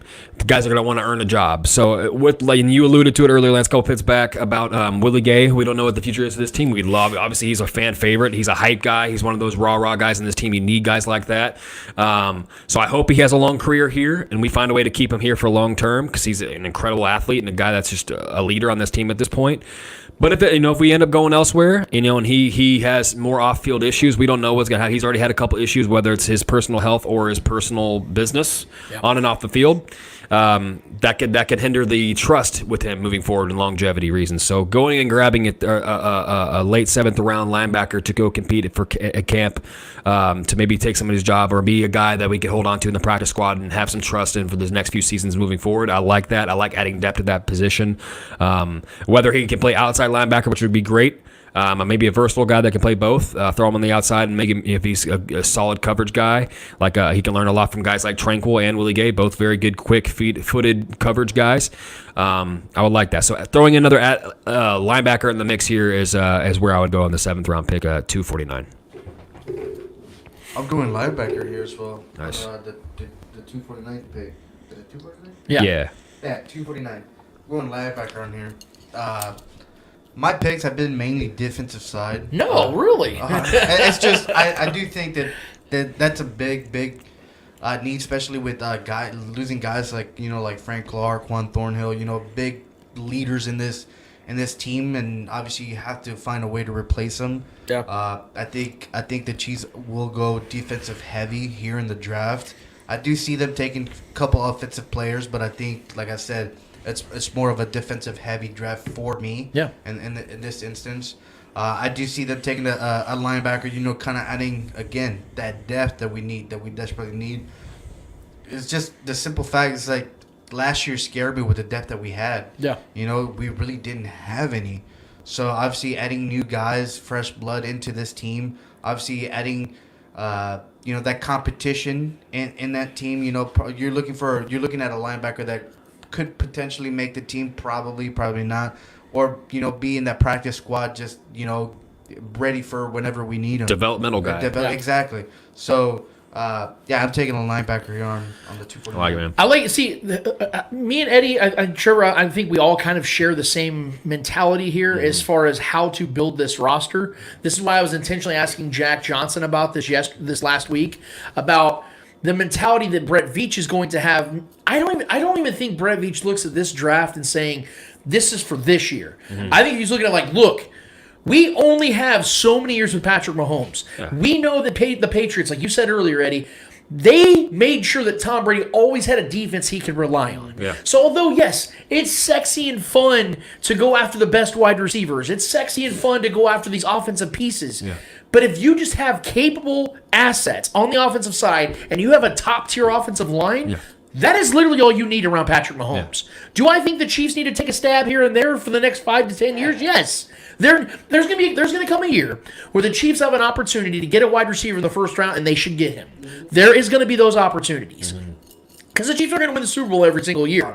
They're going to get a 22nd overall pick. They're going to get a 24th overall pick. There are going to be years like that. Be ready for when they don't make the playoffs. Yeah, that might happen eventually. But the point is while you're still hitting the iron hot, while it's still going the way you want it to, go and get the best defense available. And that way you do that, like we talked about, you pay offense, you draft defense. Yeah. So this mentality, I'm not trying to gloat about us and pat ourselves on the back here, but I'm going to. Like this, I think we share a good commonality here of what we're doing here. Well, we're not casual fans, right? We're fans that see how great teams have been built over the years, teams that have had longevity, and those and for me as an avid fantasy player, I love playing fantasy. I love fantasy drafts. I love that time of year. It's like Christmas for me every year when I get together with my guys. But you learn, you develop a little bit of a GM-esque way about yourself when you become kind of a savvy drafter in the fantasy world, and it kind of trickle into the idea of reality too, how GMs possibly look at drafting. And it's all, most of the time, unless it's a guy you just have to have,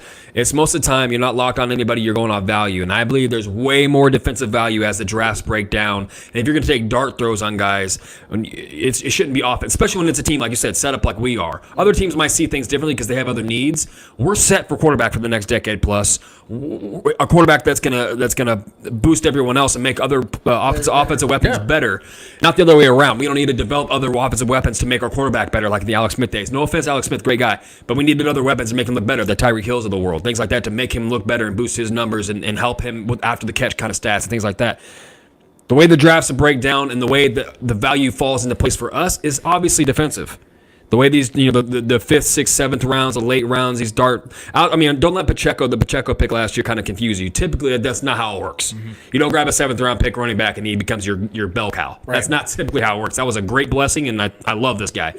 But typically, you want to take the value-based approach late in the rounds and go add depth to defensive linebacker, things like that. So grabbing a receiver, things like that, running backs typically don't work out. Those guys become camp bodies and kind of fizzle out. We've seen guys like that even in the Chiefs. We've seen guys, you know what I mean? So that, I think value-wise, it tends to lean more towards the defensive drafting positions. Well, and to that point, though, because when it comes to running back in particular, and I know we have one more pick to get to because the Chiefs have that 7th round, 250th overall, which is a compensatory pick. I'll get to that in just a second.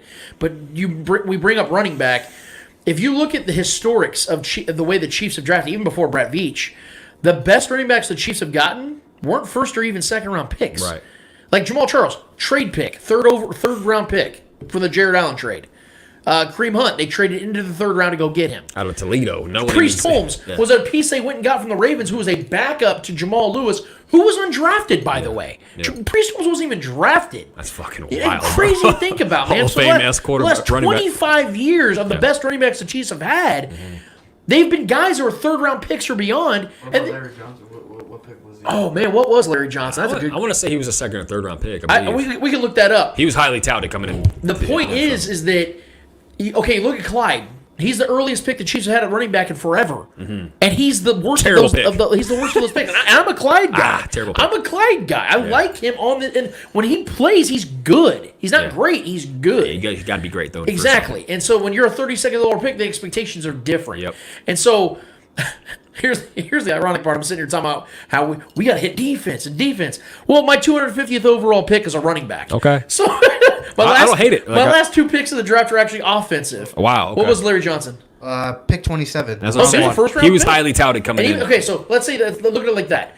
The Chiefs, how many running backs have the Chiefs had over the last forever? Yeah. And only one of them was a first-round pick that was good, like a top tier. Like Larry Johnson at one point was the best running back in football. Insane. That's one pick. Yeah. Like all the other guys that is listed are 3rd rounders, undrafted pieces you just picked up that were just like flyer guys. Isaiah Pacheco, 7th round pick, like Trevor said. Like, out of Rutgers. So more times than not, you're not going to go get a guy 27th overall that's going to turn into Larry Johnson. No, that guy's going to be at the 3rd round and beyond. Yep. So, but yes, 250th overall pick. I have the Chiefs going back into the running back position. Okay. Because again, as we already have been talking about, we don't know the future of Jerick McKinnon. I think I'm with Jack Johnson on that. I think Jerick will be back. I do too. I think he's a veteran, that's doesn't really want to go and play deep in the training camp, voluntary workouts, things like that. He's a guy that's going to be signed late. I think that he'll, like June or July, you'll see Jarek get It signed makes to the way Chiefs. too much sense for him to be here. Yeah, I mean, and I don't really think the market's out there for Jarek. It's I not. thought there was initially. I think if there was, he would already taken it. Well, I the think running by back, this point, the running back market's already drying up. I mean, Yeah. people don't even want to pay Austin Eckler and Yeah. Saquon Barkley's aren't even getting paid. And- They're trying to tag these guys. They're not trying to pay these guys. Think McKinnon's gonna have a big market? right? And, Stop. so I think we all agree. I don't want to speak for Eddie, but I think that we all agree Jarek will probably be back next season for the Chiefs. I hope so. I want him back. I think the chances are better than not. Yeah. The chance, I think it's like at 60%. I think there's a 60% chance Jarek's back, maybe even more. I'll be Sidebar. optimistic here. How do you feel about Frank Clark? If we're going to talk about defense in this draft, how do you feel about Frank Clark coming back? I'll I say think that could be after this. another I'll say conversation. that after this point, real quick. Okay. Because my biggest thing about the running back position isn't Jarek McKinnon. Mm-hmm. It's Clyde. I posted this yesterday, and I'll say it again on the show today. Because there was rumors that Brett Veach was talking about, and I take it at face value. He's talking about how the Chiefs could pick up Clyde's fifth-year option, which is like $5.5 million. That makes zero sense. And the biggest reason why, again, you guys know me. I'm the Clyde guy here. I like Clyde Edwards-Helaire. You do. But here's the thing. He got his job taken from a seventh-round rookie and got outperformed by a backup journeyman who was injury-prone in his career. Why in the hell would you bring that guy back on a fifth-year option, pay him $5.5 million, which is 3 times as much as Isaiah Pacheco and Jarek McKinnon both would make together next season, Right. when they both would be back next season anyway? It'd be one thing if Isaiah Pacheco tore his ACL in the playoffs and he won't be playing for the first 5-6 weeks of the season. Yeah, I would have rather brought McCole Hardman back on a $1.5 million deal. It'd been one thing if Jarek McKinnon already signed a 2-year deal with somebody else. Yeah. If that happened, then yes, you probably should pick up the fifth-year option. But both of those guys, Pacheco's 100% going to be the starter next season, and Jarek McKinnon more likely will be back as the running back too. And I do think the Chiefs will draft a running back again, whether it's in the 7th round or 6th round or whatever Yep. it is. They will draft another running back because the running back position actually looks pretty decent this year. So I just don't see the validity or the relevancy of Clyde on this team moving forward. Do you guys agree with me on that? I would say that if the Chiefs do pick up that fifth-year option, it 100% means that Jarek McKinnon's not coming back. I agree with that. I would agree Which with would that. be stupid. So And Clyde's a more talented player. Let me just put it like that. He I is don't more know. talented, I and he's don't- like 7 years younger. He's never had a stretch of games that McKinnon had the last 6 games of the season. He never had a stretch that good. Sure, they get used differently though. They do get used. They had like differently, though. 9 touchdowns in I don't 6 think games. I don't think the Chiefs never understood how to use. That's a problem. Clyde. Yeah, Yeah. which is 4 which is years a- in. which It's is on a both problem. though. It's on both sides. It's on both sides because Yeah. I think that It's not, I think it's not that- been a good marriage, man. I think that pick was a little, how can I say it? Like a Aggressive? little desperate. Obviously, you're losing Kareem Hunt. You're trying to replace, that running game. So I think the Chiefs felt the pressure of drafting a running back that high. Well, they're also playing And with then- house money. They just won the Super Bowl. Yeah, and, you know? and Patrick Mahomes, they asked him, Yeah. it's like, who do you want? He said Clyde. So it's kind of like trying to, especially because Patrick Mahomes hadn't signed that deal yet. Mm-hmm. So what you're trying to do is make your quarterback happy to go out and then sign the deal. Because I think he signed it the season right after. No, it was like 2 months after two- that. It was like yeah. it was like June of Yeah, so it's like obviously the Brett Beach and the Chiefs wanted Patrick Mahomes to agree to a. Now we know it's a team friendly deal. Back then it's kind of like, oh shit, it's a lot of money. Right. But now that we know it's a team friendly deal because Patrick was no longer the highest paid. So I do think that Clyde pick wasn't really thought out properly because obviously Andy Reid hasn't been able to use him how we know Clyde was used in LSU. He was a baller in college, by the Exactly. way. Joe So- Burrow and him were great together. And like you said in the past, Trevor, it's like if they use Clyde like how they're supposed to in the passing game and then that running game. So it's kind of like Clyde is kind of like a 50-50 player where he can go out and get a pass and then make a run for it. Because we all know he's not a aggressive runner like Pacheco and run straight through the middle and break tackles. That's not who Clyde is. Right. So yeah, I do think that the Chiefs went a little overboard on that pick, and I think we're starting to see the consequences of it. And in just 10 games last season, 6 starts, Clyde had 6 touchdowns. 3 receiving, 3 rushing. So he was coming in. He was coming into his own. He just got hurt, and I think that's the biggest hang up. But Trevor, what do you think? Do you think Clyde's going to be on this team next year? I just don't think Clyde's an effective enough player. We could have got a guy like him in the 5th round, 6th round. Had just as much production. That's where my problem lies. Right. It was too much of an investment. Too hefty of an investment, draft capital wise, and he just hasn't been the guy. And I like him. It's not that I don't like him, but if I got him in the 6th round, I'd have no problem with who Clyde is. I just don't think he's an effective enough player in this offense from where we got him. And his injury issues this past couple seasons have been a problem. He wasn't available in the biggest games of the year. You know what I mean? That's an issue for me. If you're a running back and you're not going to be available, and we took a 1st round flyer, a pick on you, and you're not available, and we got McKinnon having 6 touchdowns in a 4-game span in your replacement. Yep. We can replace your productivity just like that with a guy that's been here 4 or 5 years longer than you. That's a problem. And I believe he was a healthy scratch for the Super Bowl, right? He was. Yeah. And obviously I was the one that picked him to score a touchdown. I know. Healthy scratch, and obviously he did not show up to the parade. Obviously there was a little bad blood there. That's a good point. I didn't think about that. There's no excuse for that. I'm sorry. There was a little bad blood there. He went to a fashion show, bro. I think he was out of here. I think he wasn't too happy about that decision. I think that the Chiefs knew that was the best decision they could have made in that instance, and I think he wasn't happy with it. So I do think Clyde is more on the out of this team than he is in this team for the next season. Obviously, we're not Brett Veach. Obviously, we don't know what's behind doors. I don't know if he had asked for permission months before the Super Bowl that he had a fashion show in case they won the Super Bowl. You know what I mean? Mm-hmm. So we don't know if the team actually granted him permit. We don't know. You know what I mean? Well, and our guy John Harrison actually just commented. He said that, to Eddie's point about Clyde and the desperation effect, they did get CEH sort of from desperation. Damian Williams opted out due to COVID and to taking care of his mother who was going through cancer. Sure. We all know how much the Chiefs love Damian Williams, but even with that, Damian was also getting a little older as a running back. So I think you're right about that. Still far more of a productive player than Clyde was. It's kind of like we need a running game now, like we can't, because they didn't have any options. They did not have anything. Yeah. John also brings up about running backs through the historics. I mean, John and Shane Williams should do a show together. But remember back in 1987, they drafted 2 running backs, Paul Palmer at 19 and Christian McCoy at 35. Yeah, so the Chiefs have drafted running backs early. My point, though, is over the last 30 years, they haven't done it often. They found guys in valued positions in 3rd, 4th, 5th, 6th, 7th round picks, undrafted guys that they signed. Especially in the Brett Veach era, we've seen more that mid to late round picks have lasted in this team longer than the first or the second round pick. Look at could have had Jonathan Taylor, but look at this. Don't do this to me, please. Don't do this. I'm just saying.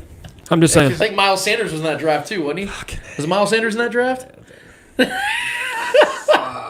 So I'm saying this is going to go down as one of the worst picks in the Beach era. I just being honest, and I think Clyde's going to be one of the most.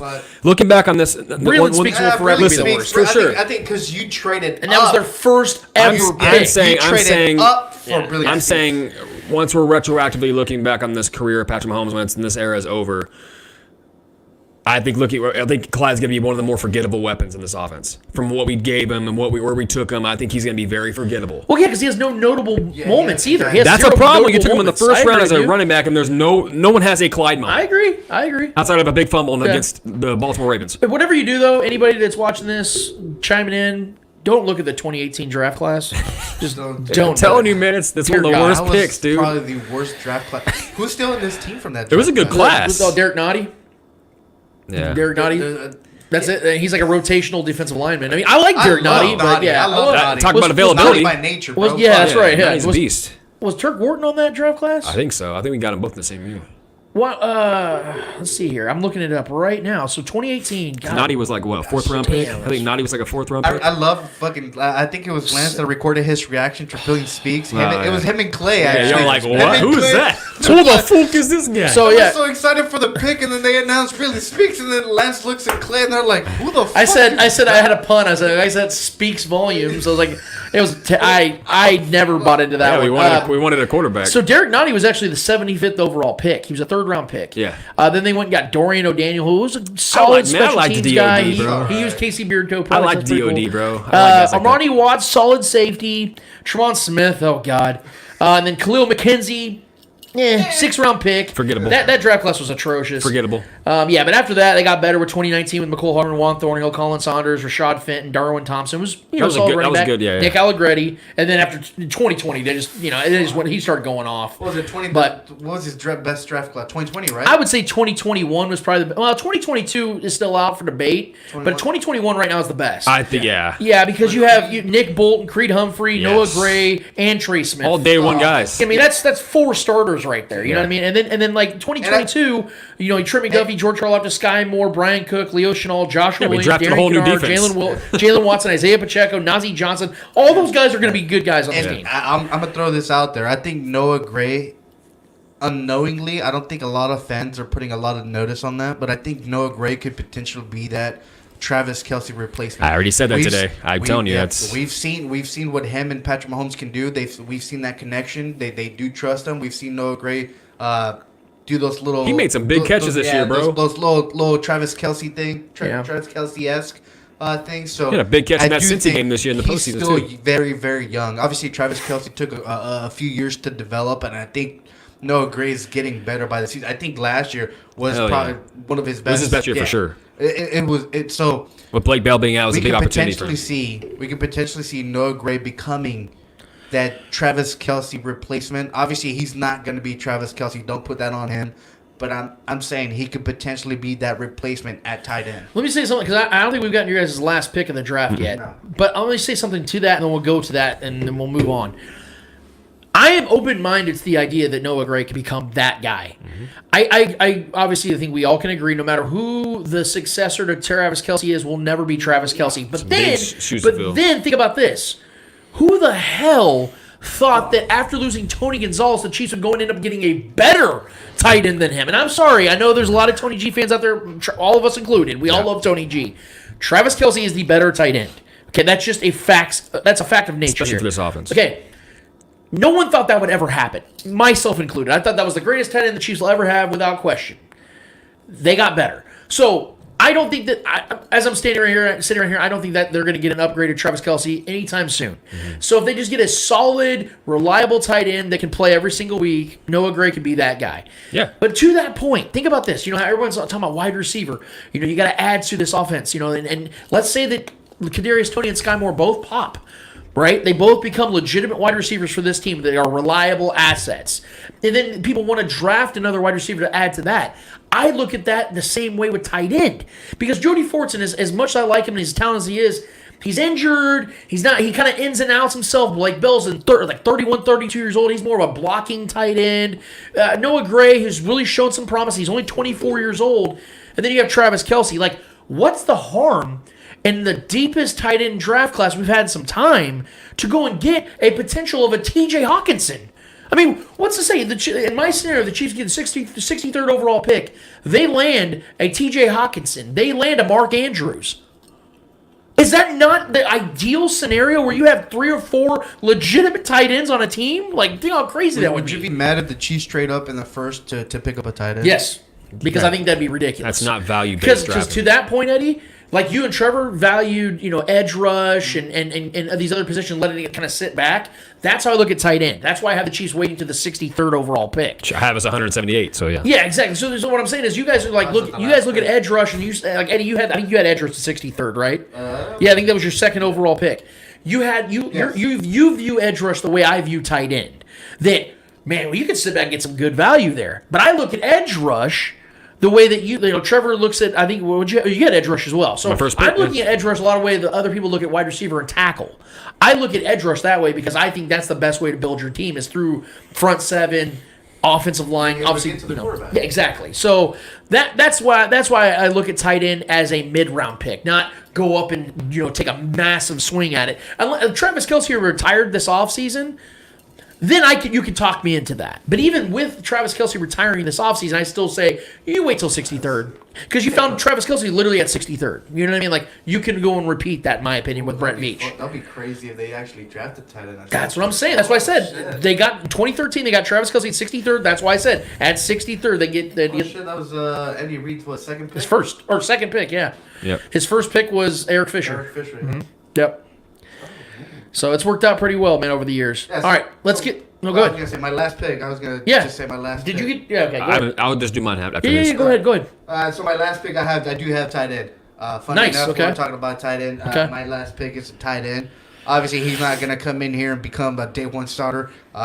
Beat out Travis Kelce, beat out all these guys. Right. No, this is more of a practice squad kind of tight end. Right. I think that's what we're going for on my last pick. We're going for a practice squad player who could potentially maybe come up into the team if two of our tight ends go down or something like that. Or even being a Something special crazy, teamer. Yeah, or something crazy happens. But I do take tight end on. That's my last pick. I like it. Yeah, like I said, and I stick into my guns. I believe, especially for the way the team's roster is set up and the construction and the needs that we have. So the later value for the Chiefs, I believe, is on the defensive line, defensive side of the ball. So with my 250th pick here, I'm going defensive line. I think adding more depth to the defensive line, you can't have enough of those bodies, man. Especially, I especially love another reason why I love defense. Taking defensive guys late, especially on an offensive-driven team when you have the best quarterback in football, is defensive players have that much more to prove when they're taking this late. Guys like that, if you can give me an outside linebacker, defensive lineman, edge rusher, that late in the draft, and they feel they're that much better, they feel they should have been a top 3 round kind of guy, and they have a chip on their shoulder, and they want to go out there and bruise some people, I love gritty guys like that. Sure. I love taking chances on guys like that. And I think Brett Veach has proven that he does too. I think he likes taking guys that have a little bit of edge to them. No pun intended. I like taking defensive guys like this late because when they're taken late, they feel like they were counted out. They feel like they were, or even guys that are undrafted. I love the undrafted rookies too. I love cool stories. I love guys that have something to prove. When you have defensive guys on the defensive side and coming into camp with something to prove and take someone's job, just like Isaiah Pacheco. Perfect example on the opposite side. He from day one, he was talking about, I'm going to take a grown man's job, and he fucking did that. I like guys like that. I like guys especially on the defensive side. Say they show out and they keep them in the practice squad because they showed out in camp, but they weren't good enough to take Willie Gay's job or, obviously Nick Bolton's job or anything like that, or they weren't able to outplay Drew Tranquill, but they were like right there with them, step in step, but they just weren't that much better. But then say one of those guys goes down in the season, and then we need to call one of those guys up. We know that they had that grit, they had what it takes to seize that moment. I love taking shots on guys like that late in the draft, linebackers or defensive linemen. So adding depth to defensive line as another dart throw to cap off this draft, I think is the best thing to do, and I think that's what we'll do. So in totality, although the Chiefs come into this draft with 10 picks, I have the Chiefs making 8 selections. I have 9. So I think the Chiefs are going to be aggressive in this draft because obviously they're playing with house money. They just won the Super Bowl. They have the leverage. They have double-digit picks. Yep. They don't have a ton of needs. They do have needs. They don't have a ton of needs. So I think they're going to go out and get what they want, not necessarily just what they need. I think they're going to go and get some guys that they want. They're like, hey, look, this position works out well for us. I think this is good for value at this position, at this draft selection. Mm-hmm. It's funny, though, because I've been pounding the table about defense. I literally have 4 defensive and 4 offensive people being selected in this draft for mine, but 4 of my first 6 picks are defensive players. So, and it's funny, too, because I have the Chiefs trading up for a defensive player and trading up for an offensive player. So I think this is going to be a balanced attack in the draft. Mm-hmm. I think the Chiefs are going to be aggressive, like I said, and trade up multiple times. I could be wrong about that, but I do believe that the mentality that we have here is the mentality the Chiefs will have is, look, we're going to draft early and often defense. Because if you look at this defense as currently constructed, there's nobody really outside of Chris Jones that's going to be making any money. A lot of young guys. Right. But with that, you need to make sure that you're stockpiling because young guys still can be considered unproven. We don't know what Leo Chenal is going to be yet. We don't know what Brian Cook's going to be yet. Those 2 guys play pretty important positions. Mm-hmm. George Karlaftis, as much as I believe in him and you believe in him, we still don't know what his peak's going to be. So they need to double down. We need to see what Charles Omenihu can do without Nick Bosa. We don't know yet. We haven't seen him play without him and Eric Armstead and those guys for long periods of time. So I think that's what's going to happen here. I think that's how the Chiefs are going to view this, and I think that's the right way of looking about it, man, because if we're going off of tendencies here, we have to go off tendencies for sure. I do want to get a couple comments from our guy John Harrison. He was definitely going hard in the paint during this live chat. I wanted to get a couple of his takes real quick and react to briefly, and then we can get to the Eddie Hour. His first comment was saying, in my opinion, I'd go for a more non-sexy pick, offensive tackle, to me, protect protecting Patrick Mahomes is top priority. You can get a wide receiver in the second or third, especially if you can get a true left tackle like Broderick Jones. Then Taylor can stay at right tackle. Otherwise, get a right tackle to solidify the line.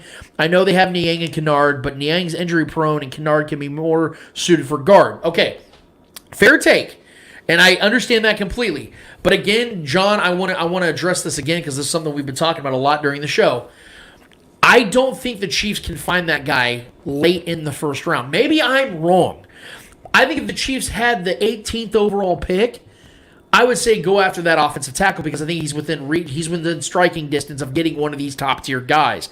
But given the fact this isn't a heavy offensive tackle draft, I just don't think the Chiefs are going for that in their first pick. Furthermore, as much as I would like for Jawaan Taylor to stay at right tackle because I know what he is at right tackle and he's an elite right tackle, I think the Chiefs paid him $60 million to play left. And I think that if you saw what the Chiefs just did with right tackle last year and getting a veteran journeyman who was undrafted and signed with the Colts in like 2018 and Andrew Wiley to play right tackle in the Super Bowl and play at a high level, I think the Chiefs can convince themselves we're going to give Niang a shot, we're going to get Kennard an opportunity to fight for the position, and we're going to draft a guy later in the draft, and we'll see what happens. Maybe they pick up a veteran before the season starts. Who knows? The fact is, I just don't think the Chiefs view offensive tackle given this draft class the same way that some of us might assume. Something else that John Harrison talked about was in regards to Richie James. I think he was addressing the fact that I said that there's probably a chance Richie James doesn't make this roster. He gave out his stats about Richie James catching 57 passes for 569 yards and 4 touchdowns with Daniel effing Jones. Jones threw 15 touchdowns all year. James is making the team. And you could very well be right, John. I could very well see Richie James making this roster. But think about how good of a scenario it would be for the Chiefs if they're so good at wide receiver that they let Richie James walk because they literally don't need him. Like, that's the scenario I'm trying to build here. If the Chiefs do ultimately sign DeAndre Hopkins and then draft a guy that's got more talent than Richie James, all of a sudden Richie James becomes expendable. And no offense to Richie, I would like him on this roster, but you know what I'd like more? A wide receiver room that's so deep you don't need him. Did he put up good numbers with the Giants? Yeah, considering their inept quarterback who just made $45 million for this next season. Even with that, though, I think the Chiefs can upgrade over Richie James. And in my opinion, if the Chiefs valued Richie James in the same way a lot of people are, they would have paid him better. They would have given him the 2-year deal. But see, they gave Justin Watson that because I think they believe more in Justin Watson than they believe in Richie James. Absolutely. So that's what I look at when it comes to that. And then Allegretti has been a good player, drafted in the 7th round. 100% agree there. Yeah. Andy Reid knows you win games in the trenches. Offensive line and defensive lines are always good pick. 100% agree with that. Yep. John, you and I share the same mentality. I want the Chiefs every single year to take offensive line and defensive line seriously. The problem is not every draft class is created equally. So sometimes you have to take the defensive line more seriously. Sometimes you have to take the offensive line more seriously. I think this draft in particular is a draft in which the Chiefs take the defensive line a little bit more seriously. So they're valuable picks. They take more on the defensive side. And quite frankly, there's more needs. Let's be real. The Chiefs' offensive line right now, as currently constructed, is still top 5. Mm-hmm. I think Jawaan Taylor could be a good left tackle. We don't know yet, so that's my concern. But the middle of this offensive line is elite. They have 3 elite players at those positions. So 3 of your 5 positions are already solidified. The Chiefs are playing ahead of the schedule here. Outside of Chris Jones, it's a bunch of what-ifs. Omenihu could be something great. Karlaftis could be something great. Mike Dana is a good rotational piece. Turk Wharton is a good rotational piece. Derek Nottie is a good rotational piece. We don't have as many sure things on the defensive line than we do on the offensive line, even though the offensive line has needs. So that's why I think this draft in particular will be more on the defensive line side, but I could be wrong, and we'll see what happens. And I appreciate John Harrison, bro. We really do appreciate every time you contribute because you make the show better. Absolutely. I love having the chats with you guys, and anybody out there that wants to be like John Harrison, which is a great example, by the way. Chime in. Let us know what you guys are thinking, man. Give us some takes. We'll definitely fire back with you guys. We're all about that. Go on the YouTube side as well, man. Hit us up in the chat on YouTube, man. We definitely appreciate that. And hit the subscribe button. But we need to move on because I feel that we have really addressed our 2023 Chiefs draft predictions. If you guys have your own, hit us up on YouTube. Like I said, let us know what you guys are thinking about the Chiefs draft. How many picks you think they're going to make? What positions you think they're going to hit? And we'd love to hear from you guys. That's what it's all about. But let's get to the Eddie Hour, man, because I think that we got some good conversations outside of even the football realm. I'm sure Eddie maybe even have a football question. I have no idea. All I do know is we got to get across the sports landscape, and that is why we have the Eddie Hour each and every week. Eddie, what is going on with you, man? Let's start with the NBA, man. Obviously, playoffs are going on right now. Some teams have taken a 3-0 lead. Some teams are tied. Some teams are a 2-1 lead. Obviously, games are still being played out. But let's talk about Trevor's Kings. I want to talk about that whole Draymond Green stepping on the was it Sabonis? Mm-hmm. That whole scenario. Draymond Green obviously being suspended. What have you like? I want to get your thoughts on that series alone. Oh, well, there's a lot going on with that series. And I wish that the majority of what we're focusing on was actually the games being played.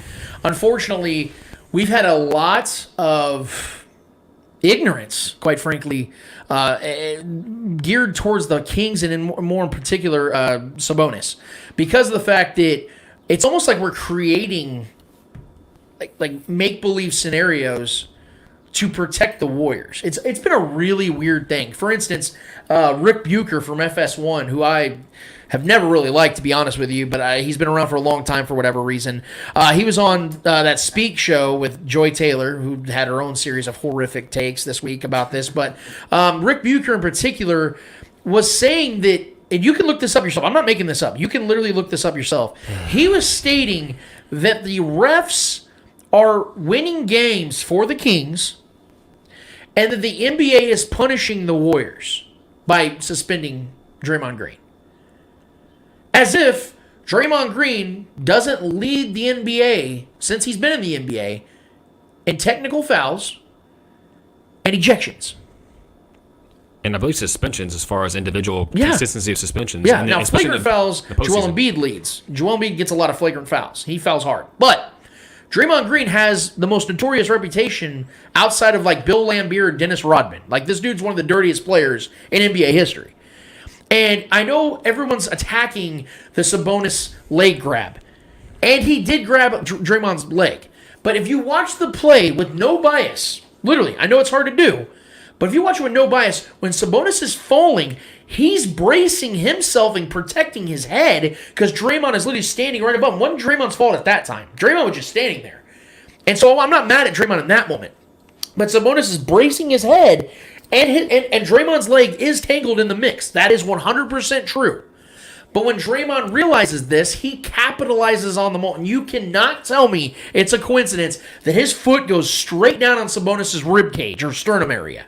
Now, Sabonis did sell it, but who the fuck's not going to in that moment? That's Draymond Green. So Rick Bucher's trying to say the NBA's punishing the Warriors for what Draymond chose to do. Draymond could have easily stepped over Sabonis and then walked away. And even if he does step on him, could have handled it differently, not literally trying to get fans to come down the court and have another Malice in the Palace situation go down, which the NBA is trying to avoid at all costs. He was trying to fight fans. He was calling fans pussies. Yes, which is why they suspended. Adam Silver was literally the section over from where Draymond was doing that.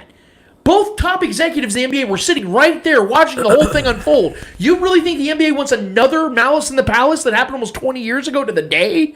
No way in hell. They're trying to avoid all this. Draymond's the one that handled it the way he did. Steph Curry, after Game 3, is trying to call out the NBA and say, we know they made the wrong decision. With his little fucking weird mouth thing he does. Draymond's got a reputation, so do we. So do we. Even though the NBA, I think, made a horrible decision. Okay. I make horrible commercials. The way that they've handled this is worse. But Rick Bucher himself has made this. I hate the fact that the Kings finally get in the playoffs. Now we're focusing on everything else other than what's actually happening in the games, like the actual basketball. And to Rick Bucher's point, not to go, I'm sorry guys, I know I'm taking way too long here. No. But Rick Bucher was trying to say that the refs are the ones that are causing the wins and losses. Do you guys know that through 3 games, the Warriors and Kings have been called for the exact same amount of fouls? Going into Game 3, the Warriors have only been called for 3 more fouls. Mm-hmm. But you know the difference between these games? It isn't the foul calls. Because like I said, it's a wash. You know what the difference is? Going into Game 3, the Kings outscored the Warriors in the second half by 11 points. Now, that might not sound like a lot, but in games that are one-possession games, that is a lot. It's almost like we're the best second-half offense in the league. This is... You have had it, Trevor, because I know this means a lot to you. This is infuriating because I've seen numerous talking heads on TV try to use that same play as if there's some favor is being swung towards the Kings. When also a lot of those same talking heads that have that narrative are admitting that this is the first time they've actually watched the Kings play this season. It's fucking incredible, man. As a Kings fan, it's embarrassing because I've watched this team all year be great. This has been a great team all year. There hasn't been one point in the season where I'm like, man, are they going to falter? No. De'Aaron Fox has been incredible all year. He's a budding superstar in this league at this point. Right. Anyone wants to talk about John Morant, how great he is, and he's becoming a superstar. De'Aaron Fox is better than John Morant, guys. No one just watches. It's just the fact that no one watches the Kings because they're not the sexy team. As far as the Sabonis things goes, man, the guy, Draymond Green was falling down towards him, trying to step over him, and he literally, at the same time, fell down, was bracing himself, had his hands like this. His hands are literally like this. If you're going to grab someone's leg, why would you go like this? Right. If you're going to grab his leg, just grab his fucking leg. His arms are like this, almost semi-protecting his face from getting stepped on. His foot, Draymond's foot tends to, simultaneously gets stuck in between the arms of him bracing himself, and it looks like he tugs on his leg. It does end up being a tug because his foot gets stuck, and he breaks his foot free and then comes down and stomps when he could have literally just brought that leg forward, did not even have to step down, brought his leg forward, and then Draymond wants to use the excuse of, what am I supposed to do when I'm running at full speed? Bruh, you were not running at full speed. You weren't running. You were coming down and trying to step over him, and you ended up stepping down on top of him purposely.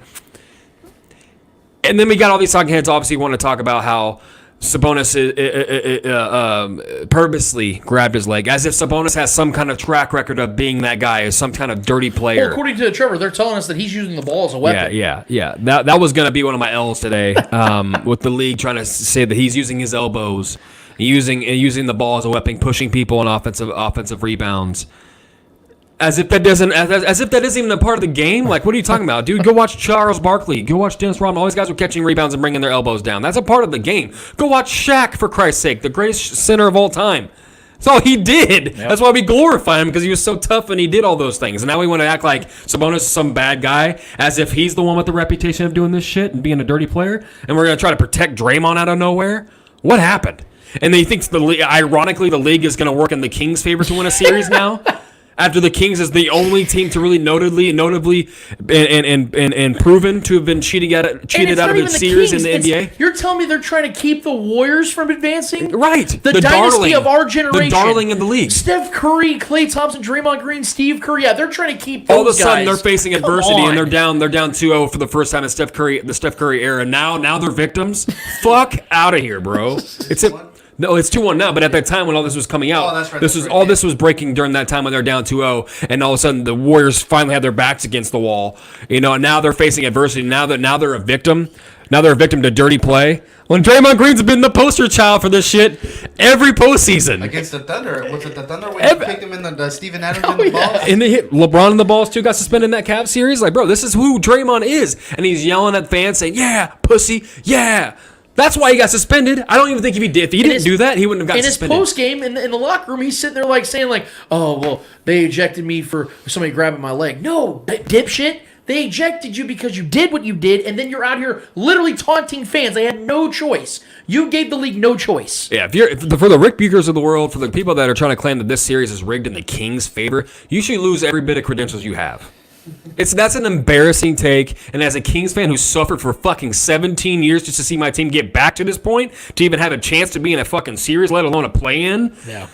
We couldn't even make the play-in round, and we're the third seed this year. You can go fuck yourself if you're trying to say that the league's trying to work in our favor. We've worked our asses off every bit to get to this point right now, bro. You're not going to try to shit on our parade. Fuck out of here. We're winning this series. I like it. I agree. I picked them too. All right, now let's talk Joel Embiid and his knee injury. Obviously, in the playoffs, big games coming up. It's a sprain. So it's a slight knee sprain. I will say this. Joel Embiid would give it a go in this game if this wasn't a 3-0 deficit. They're up 3-0. Like, they're going to win this series. Yeah. It's just a matter if it's going to be a sweep or 5 games. It is something to pay attention to because Joel's a big guy. And he is very... he's got a history. Yeah, he's got an injury history, but he's also a guy that likes to use his athletic ability, which means he's going to need his knees to be as healthy as possible. This is unfortunate, but the Sixers may have gotten away with this one because they did say it was only as a low grade sprain. They're just being precautious. This isn't like a tear, a grade, significant grade sprain. He'll miss this game and he will be back for Game 5 if there is one. Mm-hmm. But I can see the Sixers still winning this game without him. Yeah. As great as he is, I think he is the MVP. Yeah, I think he is the MVP. James Harden being pissed off because of being ejected for the game. That was one of the most horrifically officiated games I've ever seen in my life. It was horrific. It was a bad game overall. I mean, Embiid wasn't even good. Claxton getting thrown out for looking at Joel Embiid. Like, it's the most insane shit ever. So, I think the Sixers can still win this one. I'm not going to be concerned yet. But if the Sixers lose, there's a Game 5, and then Joel doesn't play again, then I'm legitimately concerned. But right now, as it stands, I still think the Sixers have a great chance of getting to at least the Eastern Conference Finals. Yeah, this series is a wrap. I mean, no team's ever come back from 3-0, and I don't expect this Nets team to be that team to make history. That's just not going to happen. They might pull a game off here because they are a scrappy bunch, and they've been in every single game pretty much for the most part. But yeah, this team with James Harden and with Tyrese Maxey can in any way replicate what he just did last game, coming up clutch in the fourth. He was the guy that won that game last game because they were going to lose that game. Tyrese Maxey's a stud, man. I'm two-way player that can hit the three. Hit a huge three in that game. Put them in position to win really late when they were down damn near 10 points, I believe, in the last couple minutes, and they came back and won. It was incredible. But yeah, I think this series is a wrap. It's just really, that's when I texted you guys the other day about when I saw, because I was watching live when that news broke, and I was like, oh shit. I immediately thought about like who are they playing next, because the Eastern Conference is loaded. There's it's a very open conference, with Giannis, what Giannis' future is too. I mean, I still think they make it out of that Heat series even with or without Giannis. I think they're the better team. Just whoop the shit out without Giannis. Yeah, that's what I'm saying. So, but I mean, two of the biggest names in the East in the NBA, quite frankly, two MVP candidate guys are down right now. That's a big deal. So who knows what the East looks like? I think the Celtics right now are the team to beat. If I'm being honest, the way they're playing right now is incredible. The Hawks suck, but that's one thing. They did just beat them. But either way, Trae Young, by the way, to go to the Lakers this offseason. That could be a possibility. Wojnarowski said that he wants out. I know that. The Lakers are gauging for Trae Young. Oh man, that'd be huge. Yeah. But yeah, I think this is serious news, man. A knee sprain is no joke when you're that big and you depend on your athleticism and your versatility the way he does. I hope the best for him because I want to see this. I want the Sixers in the finals. I would love to see. I don't care who plays them in the West. I would like to see Lakers Sixers. That'd be cool for historical reasons and stuff like that. But yeah, I hope he's okay. I think if it was more of a serious thing, they would probably put a little more emphasis on it. But I think he sits out the rest of this series. They finish this series off, and whoever they face, I'm pretty sure he'll be back. You guys mentioned my next question. You guys mentioned Giannis. I was gonna ask about his injury. How serious you think it is? Do you think it is like the whole playoffs kind of injury? Because I think it's his back. Yeah, he has a bone bruise. I think. Yeah. So, yeah. Look, dude. This could be one of those things that linger. I mean, we know that bone bruises can last 3 to 6 weeks. Linger. Like 3 to 6 weeks, man. It could really be something that he has to deal with for a prolonged time. But Giannis is one of those. He's just a man's man, dude. Like, I give this dude credit. He is an absolute Iron Man. This dude fights through injuries. He plays through injuries. There are injuries he's had we didn't even know he had. So I think he's going to be back. I more than likely they're probably going to sit him for this series. Now, if it ends up going to like 6-7 games, then he'll have to probably play. But I think because now that Tyler Hero, the best shooter on the Heat, is out with a broken hand, the Heat have zero shooting. I know that Robinson made all that money and everything, but that dude's pretty much unplayable at this point. They have a bunch of undrafted players they rely on. Fucking 43-year-old Udonis Haslem was playing minutes in the last couple games of the regular season. Like, Jimmy Butler has to put so much on himself, and he's not even a good shooter himself. He's more of a slash guy, more gets his teammates involved. I think that Giannis should probably rest it up because after this series, it's only going to get worse because the Eastern Conference is very top-heavy. I mean, you're talking about the Celtics, you're talking about the Sixers, you're talking about the Cavs, you're talking about the Knicks. Like, there's some really good teams out there that they're going to have to face in the upcoming round. So Giannis better be as healthy as possible if they want to make another Super Bowl or finals trip. Yeah,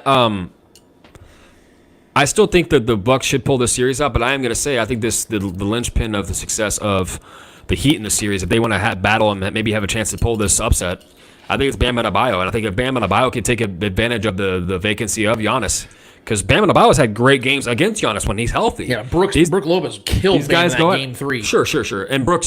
And Brook Lopez can obviously pull him out and shoot the 3 and hit the 3 at a high rate as well. So that's good for the offense of the Bucks being able to spread him.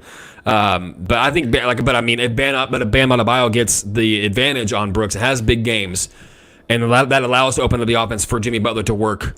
So I think that's the linchpin of the, especially with Tyler Hero being out. The offense I think should run through Bam. They're gonna need Strus. Strus gonna have to hit. Strus that dude strokes, man. He's gonna have to hit. Yeah, and depending on him to be the guy, exactly. That's what I'm saying. Undrafted that player, tells you everything you need to know right Max there. Max Strus, he's a good shooter, but that's literally all he is. Yeah.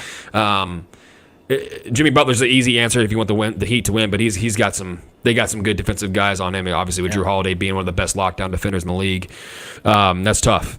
But this series the Bucks should still win without Giannis. But I'm just concerned, man. Back issues are never a small deal when you're a tall guy like that. And obviously he depends on his athleticism as well, getting up and down the court and blocking shots and posterizing people and things like that. That your back is a big deal, man.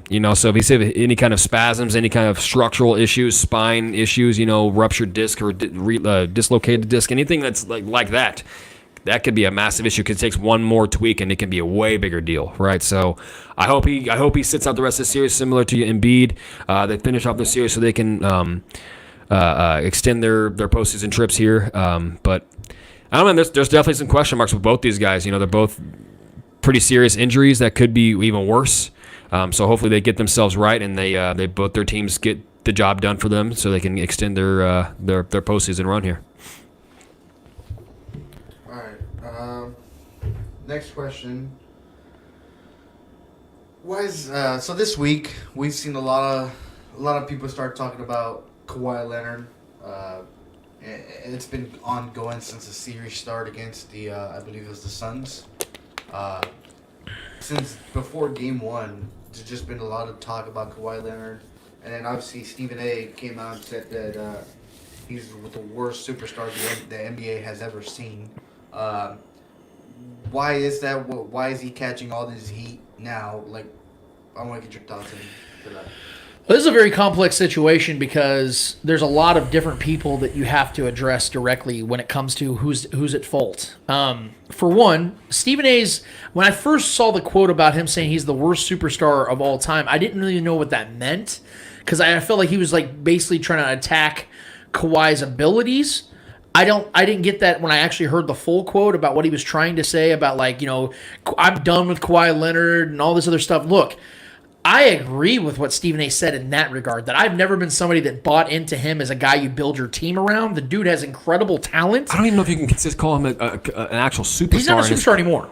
But he's had superstar moments in his career, but he's never been a sustained star in this league. I agree. He's got superstar talent. Yes. But you know what he is? He's Kadarius Toney. Kadarius hasn't proven. Hold on. What I'm saying is, obviously, he's proven more in his career than Kadarius has. I'm saying that Kadarius has that same type of talent, but he's not available as much. That's the kind of guy that Kawhi Leonard is, where oh my God, when he's healthy, he's unstoppable. He's fantastic. And that's what he was. I'd say he's more like an Odell. Okay, fair. My point is that he is a guy that when he's at his best, he's one of the best. Yeah. The problem is, and where I agree with Stephen A. is that isn't always a reality, and you often wonder how hungry he really is as an NBA player. He's not a good leader. He's not vocal. He's not any of those other things, which you can overlook if you're available. Mm-hmm. But he's not, and he's not. So that is a problem. Where I disagree with Stephen A. in all this is, and I don't want to make this a full Stephen A. thing, which is why I'm going to transition quickly after I say this. Stephen A. is wrong 100% in one regard. He's saying that he's done with Kawhi and directly blames Kawhi for why things are going the way they are. When it's the Clippers who literally hitched their entire franchise's wagon to a player that we already knew had these problems long before he ever played for even the Raptors. Facts, dude. Do we not remember what happened in his last year with the Spurs, where he literally missed the entire season practically and then avoided Greg Popovich so much so that they had no choice but to trade him to the Raptors, who gave them jack shit in return? And then he goes to the Raptors, misses 22 games. Then they win the finals, and everybody thinks everything's fine, hunky dory. No. It's because the Raptors were one of the most deep teams in the NBA that year. And everyone got hurt. That carried Kawhi into the playoffs, and then he started going off, which he was their best player. But then he goes to the Clippers, and everyone's like, oh, new king in LA. Him and Paul George, they're going to start running shit. And what did I say from day one? What did I say about that trade? I said it would never come to fruition because Kawhi Leonard is not a guy you could trust physically, health-wise. He's not there. They never even made the Western Conference Finals, bro. And for the last 4 years, that is exactly what has taken place. Kawhi fucked up by not going to the Lakers when he had a chance to and play with AD and LeBron James. You know how easy that would have been for him? He wouldn't have had to play half the season, still would have won titles because he would just contributed here and there.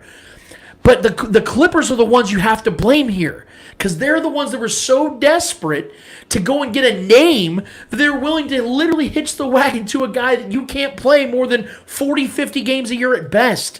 So this is on the Clippers, man. Yeah. Stephen A. is wrong and right about one thing each, is that this isn't on Kawhi Leonard, and Kawhi Leonard isn't a guy you can rely on. So actually, Stephen A. was contradicting himself because he's sitting here saying that it's Kawhi's fault, but is then sitting here trying to criticize him for what he is and what we've known him to be all along.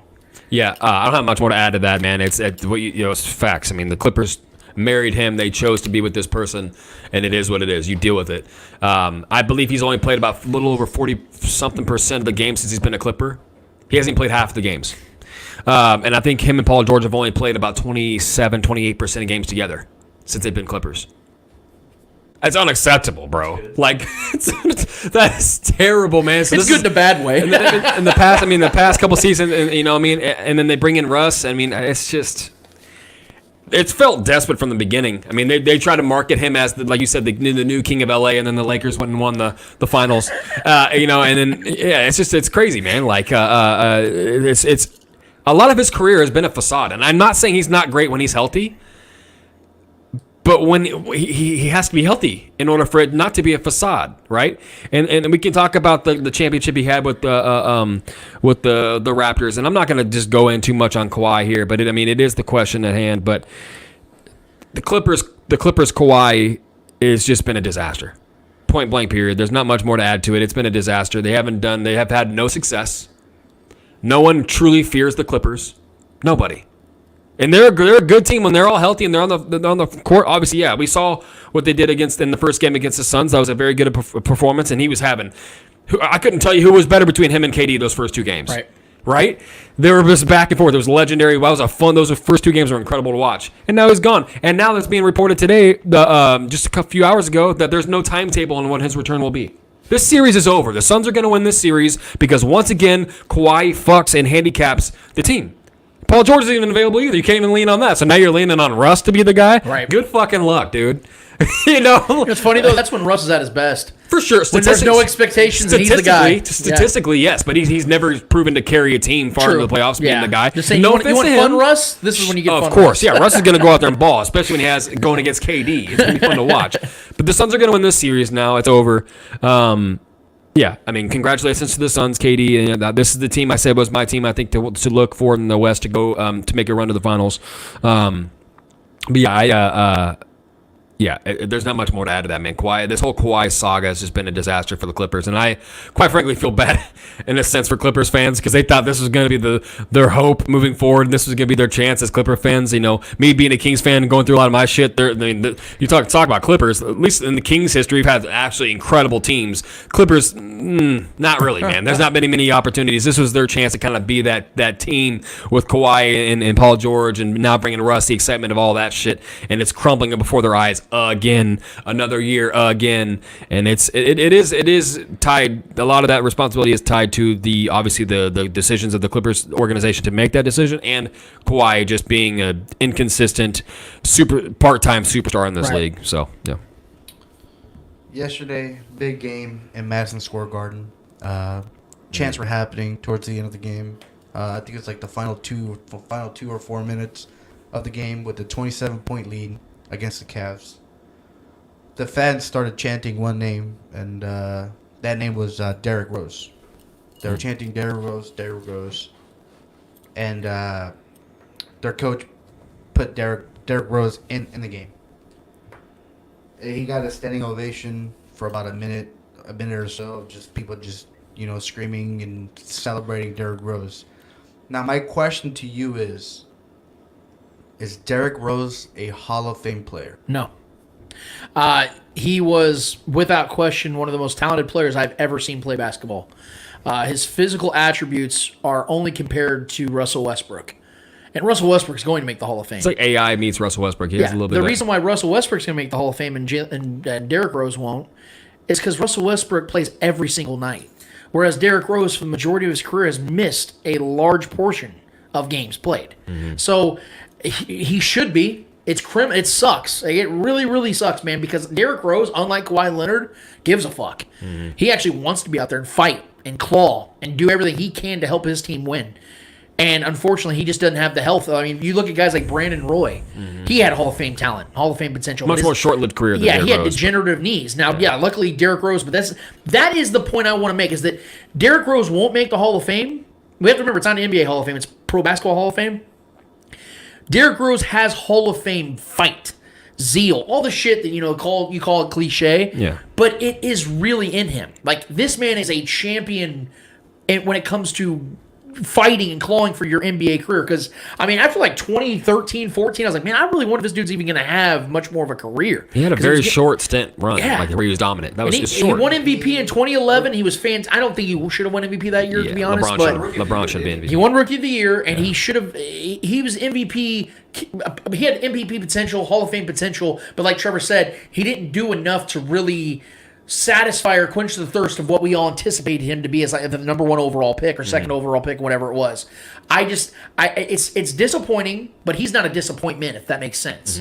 It's disappointing that he didn't get the chance to be a Hall of Famer, but he's not a disappointment because this dude's in year 15 and is still in there fighting and clawing, getting standing ovations from a crowd he's not even from. He's a Chicago kid who started in Chicago. Like, this isn't even his hometown. This isn't his home fan base. Like, It is his fan base. He's a Knicks. yeah, but he started as a Bull. It's not his home. It's not his home. You know what I mean? Okay. Yeah, that's what I'm saying. Like, he's not even. He's from just such a beloved Yes. player. The lure of D Rose. And if He loves him. well, yeah, and if you know course. anything about New Yorkers, they're not bullshitters. Yeah. If they don't like you, they'll make sure that they don't care if you're an awesome player. They don't like you. And for him to get that kind of chant, I did see that. For him to get that in a blowout game like that, when they already had the game wrapped up and everything, sure, you can say they're feeling good. Yeah. But if they don't like you, they don't like you, and they love him. That says something about him, man. I hope he gets to be an ambassador for the game after he's done. He's a basketball fans player, or a basketball fan like the true fans of the game. He's going to be remembered as a Hall of Fame player in their eyes. Yeah. He's going to be one of those guys. He's going to be a Stephon Marbury kind of player. Yeah. Because Stephon Marbury, I mean, if anybody remembers that era of Stephon Marbury, he was an incredible dude. One of the best offensive players in the league at his little time. He didn't have that good of a run. He never carried any team deep into the playoffs. Derrick Rose never made it to an Eastern Conference Finals, really. Did he make one Eastern Conference Finals? Oh, yeah, with the Bulls. Yeah. He made it once, right? Yep. Yeah, just one time. Couldn't get it to the finals. Had that MVP run. That was great. But it was so short-lived. His window was so short. And then before the injury started coming in, and then he got the Bulls let him go, traded him. That was rough to see that. His body's betrayed him. He's never really been that guy. His window was so short, I think, which is why it's going to keep him out of the Hall of Fame, because not only did his window shut pretty quickly, his numbers dwindled pretty bad too. He wasn't putting up the numbers like Russ. Like, he couldn't sustain the longevity like you said, Russell Westbrook. Right. Similar guys. Like, I see guys like John Morant in the same vein. Guys like that are athletic freaks, kind of undersized, scrawny kind of guys, but they have legitimately incredible hops, incredible speed, endurance, the motor that just won't stop. Guys like that. A lot of times those guys fizzle out, and Russell Westbrook had moments like that where we thought that was going to happen too with his knees and his injuries early on. But he's overcome it, and he's built a solid frame, and the guy's incredibly fit. So guys like that tend to dwindle quickly. Russell Westbrook is 100% a surefire first ballot Hall of Famer, because he's sustained that success. He's never been the guy that can carry a team to the finals or anything like that, but his numbers speak for themselves. Right? The guy's multiple MVP, averaged a triple-double for damn near 2 seasons. You know what I mean? So what he did is different. He did what D Rose was supposed to do, what he was supposed to be, if we're all being honest. D Rose won't make the Hall of Fame, but in the eyes of the avid fans of the game that respect the game, he 100% is in that lure of the league. And when you look back on it, you can't really tell the story of the NBA without talking about Derrick Rose, man. He's just one of those electric guys that just kind of made the game what it is, especially paved the way for guys like John Morant and things like that. So He's not going to be a Hall of Famer, though, I don't think, when it's all said and done. He sure was one fun player to watch. Oh, dude. I sure was. No doubt, man. Yep. That's crazy. Yep. He was clutch as shit, too. People sleep on his clutch ability. He was clutch as hell. I seen him some of those game winners he's hit, man, even in the playoffs, too. He was a tough guy. The saddest thing was he went down with the ACL. We saw him come back. It was like his first month of basketball? Toward the other ACL. Yeah. So, like, that happens a lot, He's though. also had MCL tears, too. That happens a lot. Remember, same thing with KD. Yeah. Yeah. The other leg was bothering him after he recovered from the other one because you stay off the other leg for so long. Yep. You overuse the other one. All right. 2 more questions and we're done. Thoughts on the players that got suspended by the NFL for gambling? Look, man, and I love how Eddie's like addressing all the stuff that like is L potential, like L worthy for hold this L. But I will say this. The only thing that really, I mean, there's 2 things that confuse me. One, how the players did not know that you, under no circumstances, can do it how they did. So, for anybody that doesn't know, is it Jamison Williams, Tony, and Moore, not Sky Moore and Kadarius Toney, don't freak out. But it was there's like 3 or 4 players. 2 of the guys got cut. Yeah, 3 of the guys got cut. Jamison Williams for the Lions, who's yet to show anything in the league, even though he was a hot commodity coming out of the last year's draft. Had an ACL tear at Alabama and just hasn't really done much. But they supposedly what we're seeing, what we're reading is they were making bets not on football, obviously, because the season isn't going right now. They're making bets on football or bets on sports inside the training facilities, which is a massive no-no. And they knew this, or at least they should have known this. And because of that, Jameis Williams is getting 6 games. There's a bylaw or something that happened between him and the other players as to why they're not getting full season suspensions. People are asking about that because Calvin Ridley got that last year, but Calvin Ridley was actually betting on NFL games, which I think is the reason why he got a full year. But Calvin Ridley should be the reason why these guys know this more than anything, and the NFL has been showing these players how serious they are about this. Now, the second part of this that confuses me is we're seeing people that are paid radio hosts in Kansas City, but I won't say their name, that are confused by this. I saw tweets out there yesterday like, how is the NFL suspending players they're not allowing players to use what they're in bed with? Well, it's actually really simple. It's called having a business model, a business mindset where, the integrity of the business. I don't want my employees using this, but we're selling this or using it for revenue. That's sometimes how it goes because you know what it's called? Insider trading. Yeah. Where players might know about something that's going on that the NFL might tip them off on. Or if they can talk their quarterback into throwing a game, they can make millions of dollars in one night. We just saw Eric Bledsoe and what's-his-face over there in Taiwan throw a game. Yeah. It happens. It happens. It's happened The NFL before. does not want anything close to that in their league. What's up? Sorry. No, go ahead. But Williams and Barry Hill didn't get a 1-year suspension because they didn't bet on NFL games. Yes. They got 6 games. You're right. As for the other 3 players that were hit with the indefinite ban because they were caught betting on NFL games. Right. That is literally and they were all cut cannot. too. All those guys were cut. If you're an All those NFL guys, employee of any magnitude, you cannot bet on NFL games. Not only are those guys is a no-no. banned for a year, they're unemployed right now. Yeah. That fucking sucks. Yes. What a dumb choice. And that is a massive mark on your career forever because let's say you're up for a contract in 3 or 4 years if you're still in the league. Teams are like, look, bro, like, you know, your market is this, but we're going to pay you this. That's And according crazy. to reports, so Williams and Barry Hill, they were caught betting on college football. And the Lions, so the Lions got hit with 4 suspensions. 4 of those players were Lions. But the Lions also fired assistants in the facilities or whatever. Oh, really? They were betting too? because they were betting as well. Yes. So the Lions were hit the hardest. Oh, my God. According to ESPN, the Lions have also fired several staff members from various departments in the organization who may I didn't also know have been gambling. So that's a big, massive hit for the Lions. You know what that sounds like to me, though? That sounds like, to me, that those assistants, I mean, this is me just maybe thinking the scenario how this actually took place, is these assistants maybe talk to the players into making these bets and doing these things out of just pure ignorance, because I feel like the players should know this. Obviously, they probably do in the back of their heads, but I feel like maybe these assistant coaches influence them to maybe make these bets as some kind of. They're like, oh, it's college football. It's not the NFL, so we can do it. Yeah. But what they didn't realize is that you cannot do it in the training facility. In the facility. Like in the stadium, in anything that's related, like to your team. I wonder how they track that. They just track their location. Well, when they have the meet bet? Wi-Fi connections Yeah. and stuff like that. They have names on their bets. They said that if they were at home or anywhere else, apparently it's also where the places. Where the bets were placed. Yes. Like depending on like. I guess where the Wi-Fi If it's legal. catches. Oh, yeah. So Jameson Williams wasn't betting on football College. at any It was level. college. They were just But they were he was at the facilities. wrong place at the wrong Yes. time. If he was home, Yeah. he would not be suspended. Right. And this is okay. Or And when like we ask the the question, how do they whatever. not know this if they in fact don't? Which I'm still not sure about. The Lions failed. It's if it's that's no true. different than what we talked about a couple years ago. Remember when like the whole COVID thing was going on and like players were like, why do I need to get this vaccine? Things like that. Like you have literal doctors and medical experts on staff. You can talk to these people and find out what the relevance of it all is and the safety of it, the risks, all this stuff, right? So when guys get popped for PED use, oh, I wasn't aware that this was, an ingredient you can't have. That's on you. You have medical staff on your in the facilities at all times. You can go talk to, hey, this stuff says that I can regain, this. Is this okay? And they'll talk to you about it. Like, that's on the list, bro. You can't do it. Okay. It's the same thing with this.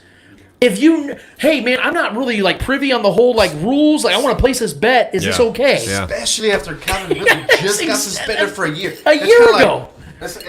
I get it. They realized that he got suspended for betting on NFL games, but at the same time, it's like you're still making bets. It's kind of like, wait, can I do this? It's like, Exactly. Maybe they went to the staff and the staff was That's doing what the I'm same saying. thing. There's possibility of And that. maybe they Yeah. were like, yeah, you can do as long That's a as whole not- other bottle of That's wax. what- that's If what I'm that's putting together. That's what if it that's seems like. true, then the NFL failed these guys, and I'm gonna say the NFL failed these guys. Well, the Lions for sure. Well, yeah, but also the NFL for not making the rule clear. I feel it was pretty clear. I'm not We diverting. knew the rule. So now with more Some states, accountability here. now with more states letting like gambling happen, like obviously more states are approving gambling because not a lot of states used to do that. So now with more states getting added into the gambling scenario, I think the NFL should have put the policy where it was like, okay, we're gonna send out a letter. A lot more states are joining in. We're gonna send this information to the players to make sure they still know. Well, we don't know if the what NFL our- hasn't done that though. Yeah. But I mean, we haven't heard anything from it either. So We're not players, but yeah. So I would say the NFL probably failed these guys for not saying. I'm sure if the NFL does an investigation, there's going to be a lot more players that might get suspended from gambling. And hopefully they learn their lesson because this is obvious. Like I said, insider trading. It's basically insider trading. So now a lot of players they're like, oh shit, I didn't know that. It's like now I know. It's like maybe some players were doing it from home, because they just use their phone at home and they were betting on college games. It's like, oh shit, I didn't know I couldn't bet at the facility on college football. It's like not even NFL related. It's like, but now they know. You know what I mean? So it's kind of like, I would say the NFL, if that's the case, I would say the NFL failed these guys in that instance for not notifying them, clarifying the betting rule on where you can bet, where you cannot bet, whatever. Obviously, betting on NFL games, that's stupid. That's your fucking decision. That's dumb. Right. Yeah. So. yeah. I got nothing, man. That's yeah. Last question. Who do you have, Ryan Garcia or Tank Davis? Look, Tank Davis has fought more title fights. In fact, Ryan has 0 title fights. I think Tank has 12. So Tank's the more proven fighter, but Ryan has the upper hand in a lot of areas. He's the taller, longer fighter. I honestly think he's the better striker. I know that faster, Tank has more power. I think He has more knockdown. Ryan, I'm picking Ryan. So I'm picking Ryan Garcia. He's so fast. I'm bro. picking Ryan Garcia. I think both fighters can legit win this fight, but I pick Ryan for the long distance. I think he's the guy that's going to be able to survive the fight. I think he's going to be able to keep him at a distance, establish the jab, mix in his little work here and there. I think he's going to win this fight by decision. I don't think he's going to knock out Tank. I think this is going to be a fun, electric fight, but I'm picking Ryan Garcia. Well, and Tank is the more of aggressive fighter, Right. And he's gonna want to get inside of Ryan. And I just don't know if he can do it. And Ryan is so damn great at inside, counter. bro. His counter I'm fights. saying, If you're man, coming that's at what him, he can go. And you're out. Yeah, Exactly. You seen that win where he knocked that dude out? Yeah, as he was Like, backpedaling. yeah, so nobody knew how he knocked him because So fast. he hit the left. Yes, and then dude. the guy fell, and they were like, "What the fuck happened?" Yeah. Right. That's what I'm- yeah. They had to slow down the replay to see what had happened, and he hit him with the left. So They were like, impressive. When the fuck did that happen? Exactly. Yeah. He's lightning quick, bro, and that's why I like him in this fight. I like And I don't mean to Garcia. disrespect Tank. No, he no, is no. the more experienced He's great. fighter. He's fought in bigger fights. He's great, yeah. But I think Ryan's built for this shit, man. I think Yeah. he's going to win this fight. Tank's going to want to knock him out. He's Yeah. going to want to get in there and knock him out. But I think Ryan's going to force him to go the distance, and he's going to win by numbers. And I think he's the more polished. I say more polished because I think he has more to his game. Right. I think he's going to make him. He's going to force Tank to try to, because Tank's going to want to get inside. Right. And I think that's going to be a mistake, man. I think there's a significantly better chance that Ryan wins this fight by UD than Tank winning by KO. Yeah, like a I agree. significantly Well, better chance. Garcia's never been knocked out. That's what I'm so saying. But this is it's hard. this is the he's like toughest fight Mayweather, he's dude. ever had. He's gonna avoid you, and This he's is fast the as toughest hell. fight. This is the biggest challenge he's ever had in his Without young a doubt. career. This is Ryan's one only, of the what, most- 24, 25? Yeah, 23. Okay, yeah. So this is his biggest fight, but I think he's built for this shit, Yeah, man. yeah. I know that press conferences don't always matter, but he just looks like he's. I mean, mean, it's like Trevor both said, these guys are confident as hell, Their bro. trash talk is hilariously bad. It's terrible. But So Ryan bad. just, So Ryan just bad. feels like that. He just feels like a superstar in the making. You know what I mean? Like I heard I De think La both these Hoya, guys De La are, Hoya man. was talking the other day about how he thinks he can be bigger than Canelo. Now, Eddie, I know that you agree with that already, but I think that a lot of people would say, "Damn, that's high praise." He'd have to get that power up, but yes. Yeah, but That's I'm really not high praise, you know. oh shut the. Canelo's one of the greatest boxers of all time. He is. Questionable. Yeah, oh God. All right. I like Ryan. Whatever. If Tank wins, I won't be like shook, but I like Ryan Garcia in this fight. I think he has the strategy, and that's I'm going to with work in his Trevor. I don't favor. think I'll be surprised if Tank wins, but I do think Ryan Garcia coming into this fight, him being the quicker fighter, the one that loves to Better be defense, inside. Like better he defense. loves being close. He doesn't like being far apart because he likes to hit the body. That's what Ryan Garcia has. He can hit a quick left on your liver and knock you out. He did Yep. that with I think it was his last opponent. I can't remember who it was that hit him on the like a liver shot. Right. And knock him out. He couldn't come up. He couldn't stand up Yeah, anymore. sneaky, powerful, man. He has power and speed. So fast. And Tank Davis, I think he is aggressive and sometimes sloppy. He's a bad boy, man. But he is a very hard hitter. So it's gonna be a very, very interesting fight to see. Like, is the speed gonna win, or is the aggression gonna Right. win? It's And I gonna think they both agreed to purse. yeah, their purse. Yeah. So whoever wins gets the whoever wins, whole yeah, thing. The whole thing, yeah. Fuck, dude, that's dope. I like that. Yeah, that's I like that all. Winning take all. Winners take all. Hell I love yeah. I that. remember there was a UFC fighter that came out. McGregor. He was like, I think it was on Twitter where he said that it's like nowadays it's like betting your own purse is kind of like it's kind of stupid. He's like, dude, it's like you're great, be great, do your thing. Get your money. He's Yeah. like, why are you playing with It your is money? dumb, Yeah, but it's like- I kind of like it for these two young guys because it's Yeah. like this. I guarantee this is going to be the only time we watch these guys fight. These guys are going to fight each other probably 2-3 times. I can see that. You know what I mean? I think gonna this. be a rematch. I think there could be a 100%. trilogy here. I think that could definitely happen, especially if Ryan or if Garcia goes out there and knocks Tank out, and the Tank's going to want to get revenge, and that feud ain't going to stop. You know what I mean? So. Yeah, this is gonna be fun, man. This is one of the most anticipated fights for a while, as far as like this weight class and these guys and how great these guys have been coming up. And two young guys are. It's gonna be fun to watch, man. Right. But I got Garcia. I like Garcia in this fight for We're sure. gonna Garcia on here. Yeah, It's gonna Yeah, I'm taking Garcia. I feel good about that pick, man. I do too. be, dude, that pay per view is $89.99. I think Ooh. on. I'll be watching for free $99. So Well, I don't know. He might buy it. I don't know. Yeah. He buys all UFC. Achoo. Just watch it with Lance. He'll buy it. Yeah, I'll buy it. Anybody won't. want to come over and I'm buying it, and you don't have to put any money on it. Is that it for you? All right, that's a great Eddie Hour, man. We appreciate it every single week. It's my favorite time of the show because, like I said, we really branch out and get into the nether regions of the sports world. I know that people are very interested in. I know we talk a lot of Chiefs, but this is an opportunity for us to talk about other things that we're interested in for sure. But we got one more order of business to get to, guys. What is it called? Hold this L. Each and every week, we finish off each and every episode with a series of L's in the world of sports. Whether those L's are friendly L's or not so friendly L's in the world of sports, we promise you, who is ever holding those L's in the world of sports deserve those L's in the world of sports. Mr. Eddie Ortiz, Mr. Yo, I'm throwing it right back to you. Who is holding the L for you this week, and why is it F1? That's not F1. I'm gonna give it to the to boxing promoters, in the likes of Oscar De La Hoya and Tank Davis's promoter. Listening to that, was it 2 days ago or yesterday? I can't remember when it was. When Oscar De La Hoya went onto the stand and started attacking trash or whatever. That's kind of like, dude, you're not even fighting. Yeah. And then for the other guy to It's come cheesy, in, bro. yeah, It's so come in cheesy. and start attacking like the promotion, the Golden Boy promotion. It's kind of like, It's very WWE. Yeah, it's like, what does that have to do with the two fighters going hand? I think promoters should stay away from that. Let the fighters do the talking. Let the fighters, talk that trash. Let the team talk that trash. You know what I mean? Let the team, like maybe the trainer, the guy in charge. You know what I mean? Like the head trainer or whatever. Maybe let them talk the trash because those are the two that are really going at it. The promoters are there just to make the money. Yep. Honestly, they're not there to.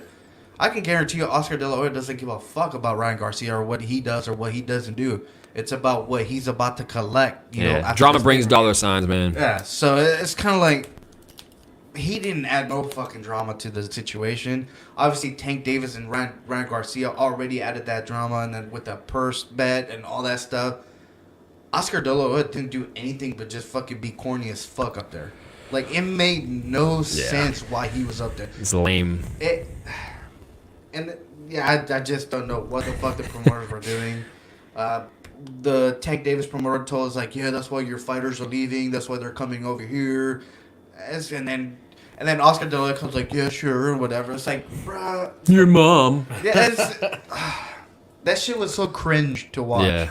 It just was. It was, man. It just made everything kind of like a joke, if that makes sense. Kind of like they're making this fight a joke. Yeah. It's stupid. I don't like it. I think promoters should stay away from that. Just deal with the contracts, deal with the money, do that.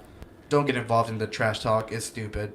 So for that reason, boxing promoters, you're gonna have to do me a favor and hold this L. Trevor Twiddle, who's holding the L for you this week? I'm gonna give it a W first, and it's gonna be to my guy De'Aaron Fox. Swipe of the Fox. This was the year for him. This was the year of the Fox. I think he's becoming a superstar in this league, man. I think he is. I think the Kings put a league on notice this year. This guy Fox. trying to crowd him. Yeah. I just think with him winning, the W is going to him because he won the first Clutch Player of the Year award, which is really cool to see him get that. The guy had 194 clutch points this year. God. The second closest guy I think had maybe a little 30 or so less points than him. That's a new development for him because he's always been a solid player from start to finish of the game. He has a motor that won't quit. Great two-way player, but he's really, really, really turned the offense on this year. And it's been really fun to watch, especially late in games, which is why he has this award this year. The guy's incredible and when it comes to clutch moments, needing a bucket, no matter where it's from, deep from three, floater over the middle, driving the rack, dunking it. Whatever it is, he can score from anywhere on the floor, and he's really developed his offensive game a lot. He's always been a solid, really good defender, perimeter defender, one-on-one lockdown guy. He's always been that great two-way guy, but he's really upped his game, and I think that's why the Kings are as successful as they are this year. This is why they had the third seed in the West this year, and we're pushing for that second seed with the Grizzlies. In Mike Brown's first year as a coach, we're the third seed, and he's done something with the addition of Sabonis, being that anchor for this team on both sides of the ball as well. Great rebounder guy, great guy, second chance points. The fluidity of the game with them, and then Malik Monk coming off the bench as a six-man candidate this year. I just want to give him that W, man. This is the year of the Fox, like I said, and I think this is the beginning of what his future looks like in this year for the next decade. I think he's going to be a superstar in this league. I do, and I think the Kings are. I think the Kings have arrived. This era of Kings basketball has arrived, and I think they're going to be a top 3, top 5 seed for the next few years. And I think this is something that's going to stay afloat for a while. And I think we better get used to it with him, especially if the league keeps winning games for them. Yeah. All these talking heads, I'd never even watched them play this year. They had one. The Kings, mind you, they're the third seed in the West. They had one nationally televised game this year. You know how hard that is to pull off? One. They had one game on TNT primetime. And they're the third seed in the West. And people want to talk about the league is skewing games in their favor against the Warriors, the defending champs. Let me calm down. It's frustrating. But yeah, I wanted to give him the W, and I'm just going to extend with my L. I'm going to extend the conversation that we had about the Sabonis shit and the Kings with the Draymond Green. Well, more along the lines of the league and the referees working in favor for the Kings to win this series against the defending champs Warriors. I'm just going to read this little segment right here. It says, there is some anger within the organization towards the league. ESPN NBA senior writer Zach Lowe said on his podcast, The Lowe Post, which is a great name, by the way. It's a fucking terrific podcast Hell name. yeah. There's a sense in the organization that the Sabonis is shoving people on the offensive rebounds and playing with his elbows out and using the ball as a weapon on offense. While the Warriors organization reportedly has an issue with how Sabonis plays center, Kevon Looney does not. In fact, the 27-year-old welcomes the physicality, and I commend him for this, the physicality and might perceive as a dirty play from Sabonis. I mean, as a big man, that's what we do. Looney told reporters on Wednesday, I think that's pretty normal, the pushing and shoving and grabbing, and that's all protocol down there. And sometimes they call it, sometimes they don't. So like I said, I enjoy it, and hopefully I get the benefit of the doubt next time. And listen, I was doubting Looney. This is a little sidebar. I'm giving him a little bit of kudos here. I was doubting Looney against the competition he was going to be against Sabonis. I thought Sabonis was absolutely going to just eat this in this series because I felt like Draymond was undersized compared to him, and I thought he was going to have the upper hand against Looney easily. Looney's played him really, really well in this series, and I'll give him that. Looney's played solid. He's been a really good defender against Sabonis and made it tough for Sabonis to get those rebounds that he usually easily gets on anybody. So it's been a back and forth, and I appreciate his honesty about the bigs and how it's grimy down there in the post. You know what I mean? So that's a part of the game. So. But back to the Warriors camp talking about how he's using the ball as a weapon, using his elbows, all things that are part of the game. I don't understand. It's a bad look for the Warriors because I think they're back. I said they were finally down 2-0 in a series in the Curry area and their backs were against the wall and they were looking for anything to throw out there as an excuse to divert the blame from their poor play and the absolute uncontrolled personality that Draymond Green is and has been his whole career. And is almost 34 years old out there chanting, calling fans pussies and all these things. Like, dude, like that's an embarrassing thing. I think he's gone this offseason, if I'm being honest with you. But yeah, look, cling to any excuse they can to try to say that Sabonis, who's never been a dirty player in his career, has been a solid guy. His dad was a solid player, built a solid foundation of classy play, was always a good player his whole career. Never had a gripe about him being anything. Sabonis, even when he was in Indiana, was never looked at as that guy. Yet Draymond stomps on him, and then we want to make Draymond the angel here, and that he was getting something dirty done to him. It's embarrassing. It's an embarrassing look for the Warriors, to being honest. And I believe the Kings are going to take care of business and finish this series. I said we win in 6, and I think we win in 6. So that's my call there. But I just wanted to give an extension of shit talk on that situation because it's absolutely embarrassing to see supposed defending champs that should have no excuses to go out there and just take their L like a man, but unfortunately they can't. And the first time they're down 2-0 in a series against a team that everyone's doubted, all of a sudden the league's working in favor for. Everyone doubted. No one's barely watched them play all year. Wants to talk about the league's working in favor for them, and they're getting some boo-boos down low because of some elbows. Fuck off, dude. It's embarrassing. Y'all are the champs. Act like it. Act like you've been here before. But you can't. So for that, the NBA, the talking heads, all the people that are saying that the league's working in favor for the Kings to have success in the postseason, it's hilarious. Steph Curry making excuses, Draymond Green making excuses, acting like a fool once again. All you guys, do me a solid favor and hold this L. Two things I want to directly address. One's NBA, one's NFL.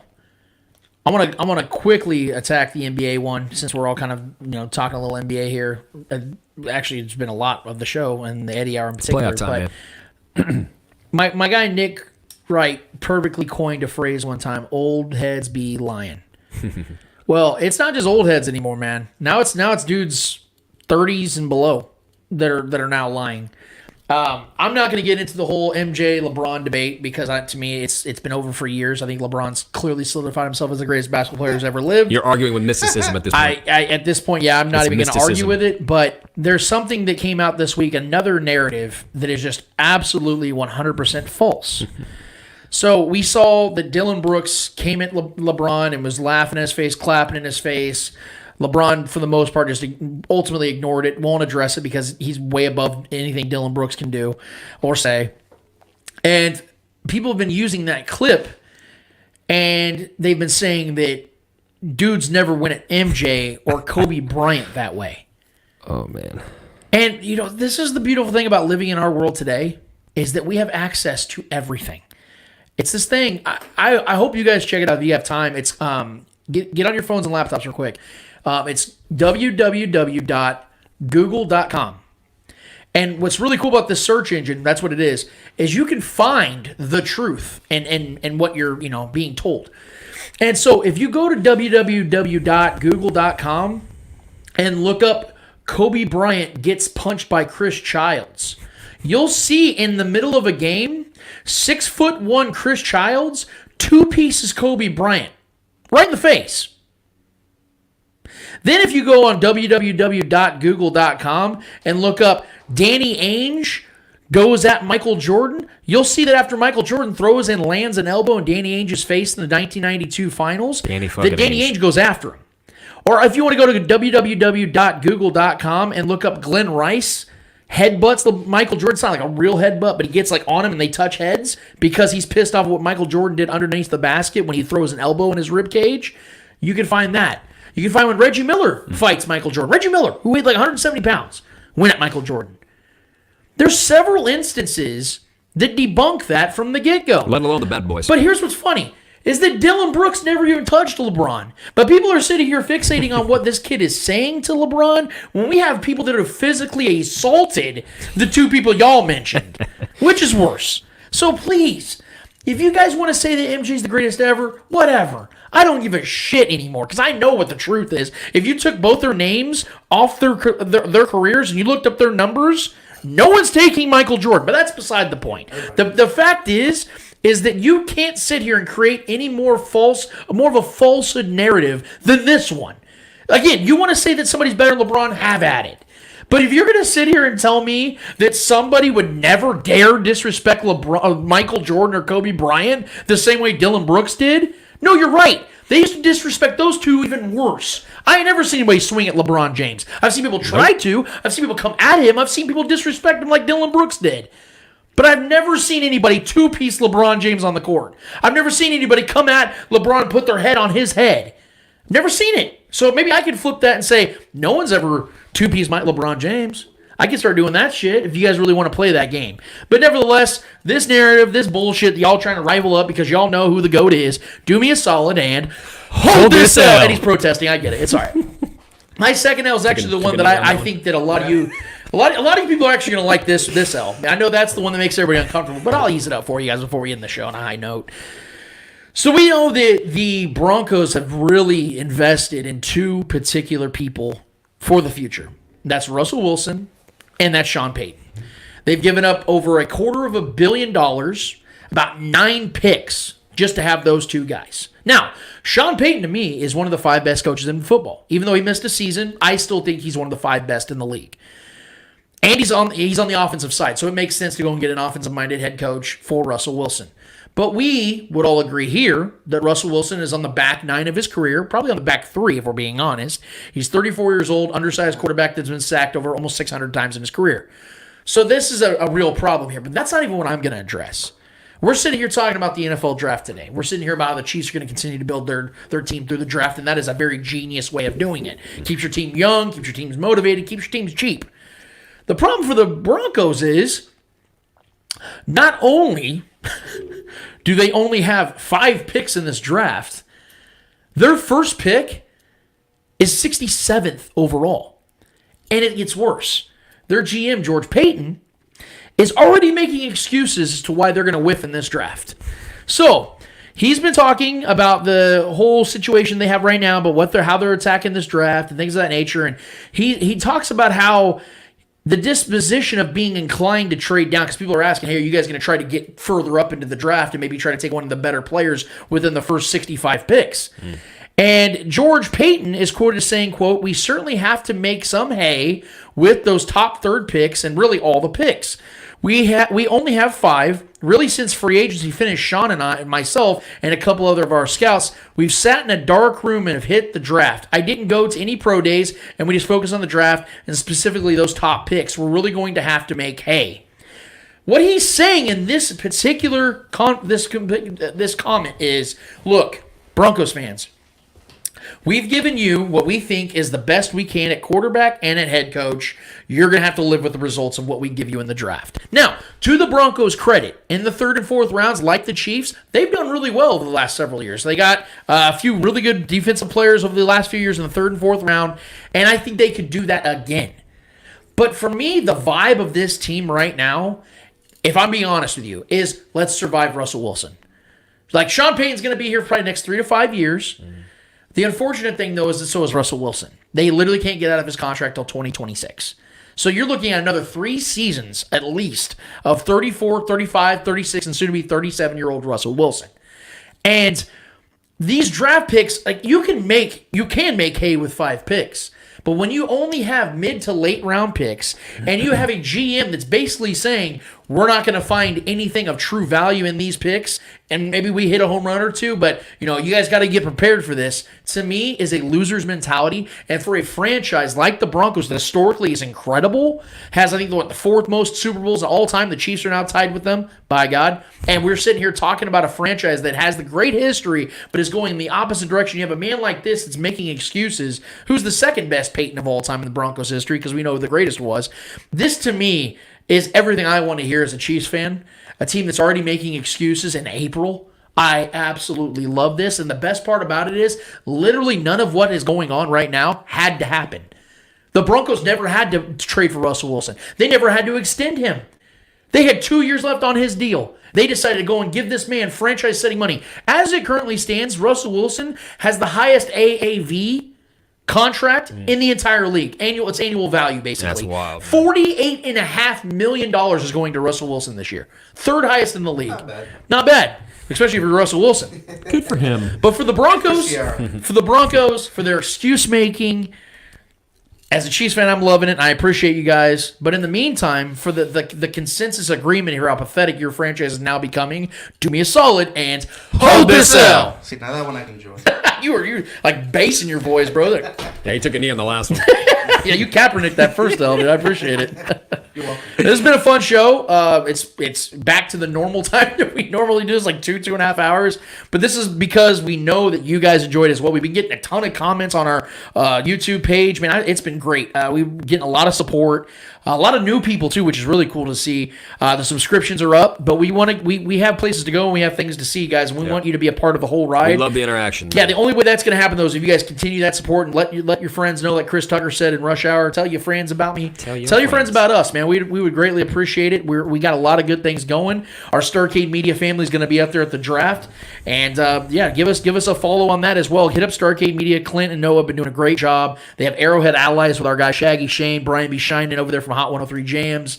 My guy Matthew's going to be on that show all the time. I mean, they get good guests. They get former Chiefs legends like Dick Vermeil, Tim Grunhart, even like Priest Holmes and dudes like that. So follow them as well. They do a great job, and we appreciate the umbrella that they put around us, man, the support they give us as well by allowing us to use their platforms for our show. Yep. And we're hoping to see more and more of that benefit. And you guys are that benefit. So join us as we enjoy this draft. It's going to be a fun one. This is our 4th draft. 2019, 2020.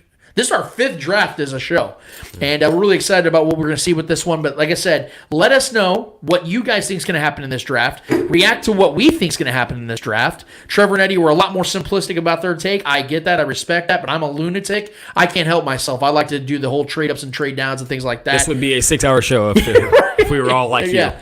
But nevertheless, man, we would love to hear from you guys. Let us know what you guys think. We appreciate you guys, and we will be back for sure to talk about what we think the Chiefs are going to do. So for the meantime, for Trevor Twidwell, Eddie Ortiz, the great Clay Wendler that puts all this together on the back end, I'm Lance Twidwell, the Spoken Podcast. Episode 213 is done, finished, and finito. And until we're back here in 1 week's time for episode 214 to react to what the madman Brett Veach does in this draft, we're out of this bitch. Later.